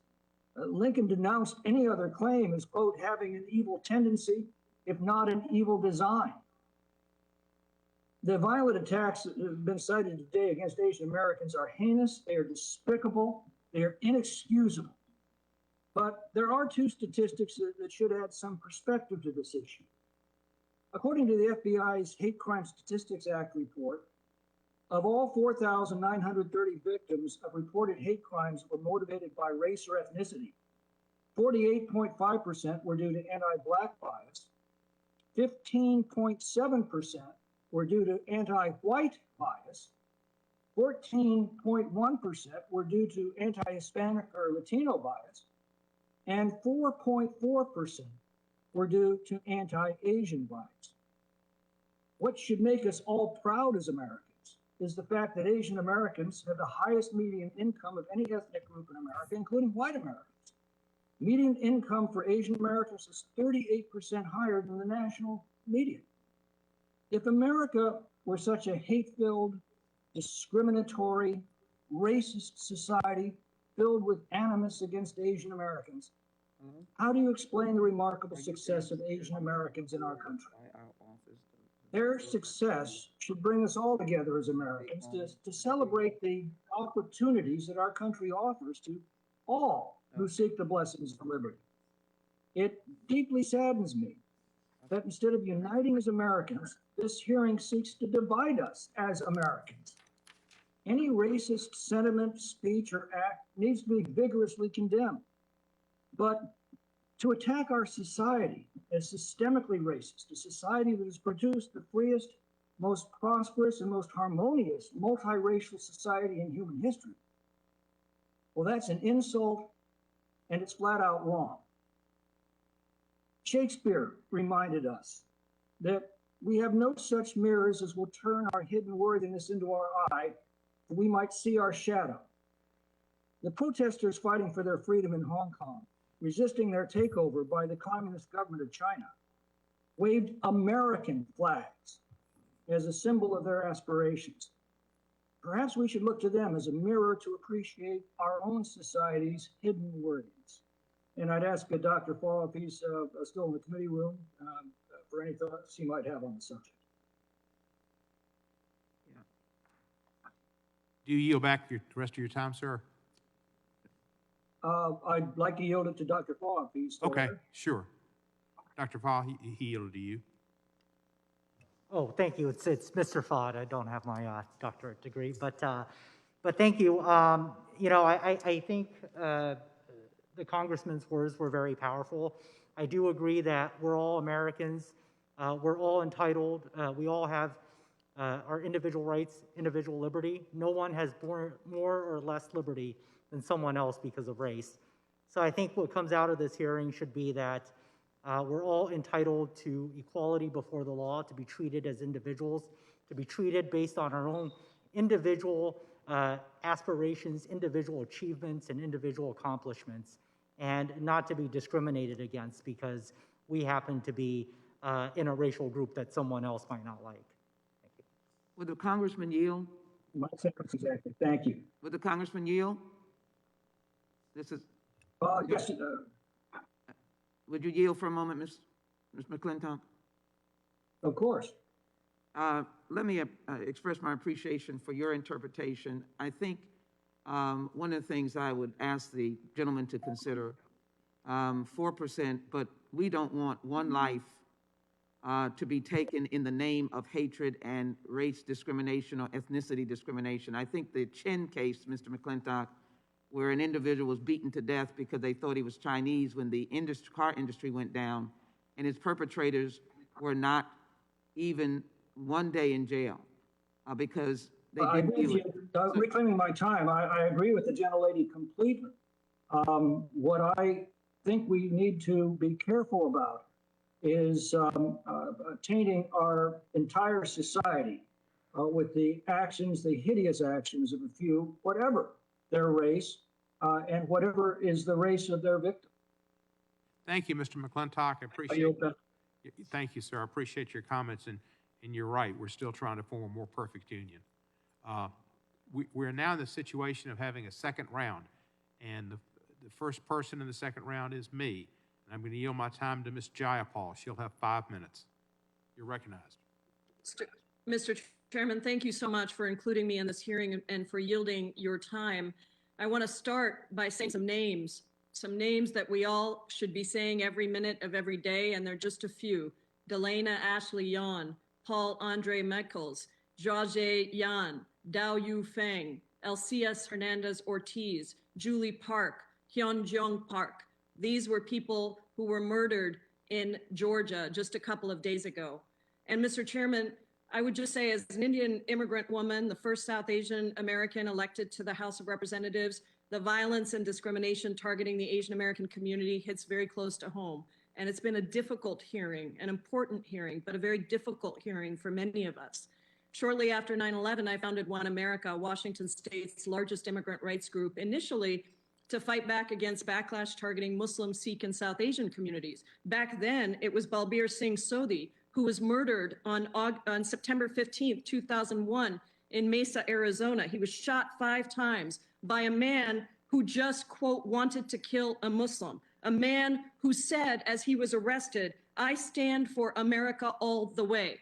Mr. Chairman, there is no question that our words matter, our framing matters, and particularly as members of Congress, when we use our platforms to continue slurs that are seen in a way that encourages racist hate crimes, it is a big problem. Just recently, in a committee hearing, some of my colleagues across the aisle continue to call it the China virus. I spoke up. I said that was not correct language, number one, and number two, it incited this kind of hate. And yet my colleagues continued to use that language. And now here we are, continuing to see a huge surge in hate crimes and violence targeting, in particular, most recently, Asian women. I want to start with you, Professor Motomura. How does the history of racist laws that promoted distrust towards Asian Americans influence the hate we are seeing today? Well, I mean, those influences are very profound. We start with the Chinese exclusion era. It's exclusion, as we've heard today, exclusion of Asian immigrants. Most Asian immigrants, Chinese immigrants, starting in 1882. It prevails for 60 years. It stunts the growth of the Chinese American community. And we have severe restrictions on Asian immigration, formal restrictions until 1965. I mean, I feel, as I mentioned in my testimony, this very strongly because my own family was one of the few families that managed to get to the United States during that period. And so we joined a community that really didn't exist at that time of my parents' contemporaries. And so, you know, these are things that you carry with you for your whole life. I remember a lot of the sorts of incidents that we're talking about today, having close calls and those sorts of things. This is a long time ago, but these are things that we see from those laws. I think we've seen this with regard to the ban that was imposed on majority Muslim countries that prevailed over the last 4 years. And I think that's not exactly entirely what we're talking about today, but I think it's pretty closely related. So I think that a lot of this is something that prevails over time. I mean, this is not something that is limited to a 5-year period, a 10-year period, but I think we're still seeing effects, as we've seen today, of anti-Chinese laws that took effect in 1875 and 1882. Thank you, Professor. Professor Cenar, you have written about 9/11 and the discriminatory laws and policies against Asian American, Arab, Muslim, and Sikh communities that came after. Do you believe that there's a strategy behind demonizing these groups in times of crisis and fear? So thank you for your comments and your question to me, Representative Jaipal. What happened after 9/11 is that the government undertook a number of dragnet immigration programs that treated entire communities as threats. So hundreds of immigrants were detained on the basis of their race and ethnicity without any individual basis for suspicion. 25 Muslim countries, their citizens were subject to special registration, fingerprinting, and interrogation. And all of this sent the message that Muslim, Arab, and South Asian communities were disloyal and threatening. And the lesson here is that in times of geopolitical tension and security fears, it's especially important for the government to avoid stigmatizing entire communities because it does lead to greater violence and discrimination both in the public sphere as well as government policy directly. Thank you. I just want to say, I hope that my colleagues understand their words matter, and we need everyone's help in fighting back against these racist attacks. Thank you, Mr. Chairman. I yield back. I yield back. Thank you. That concludes today's hearing, and I want to thank all of our witnesses. It was a spectacular panel, a lot of knowledge, a lot of information that was important to be dispensed, and I think we did a lot of good today. I hope so. And it brought Hawaii Five-O's theme song back to my mind, which has been playing over and over and over and over again. Without objection, all members will have 5 legislative days to submit additional written questions for the witnesses or additional materials for the record. With that, the hearing is adjourned.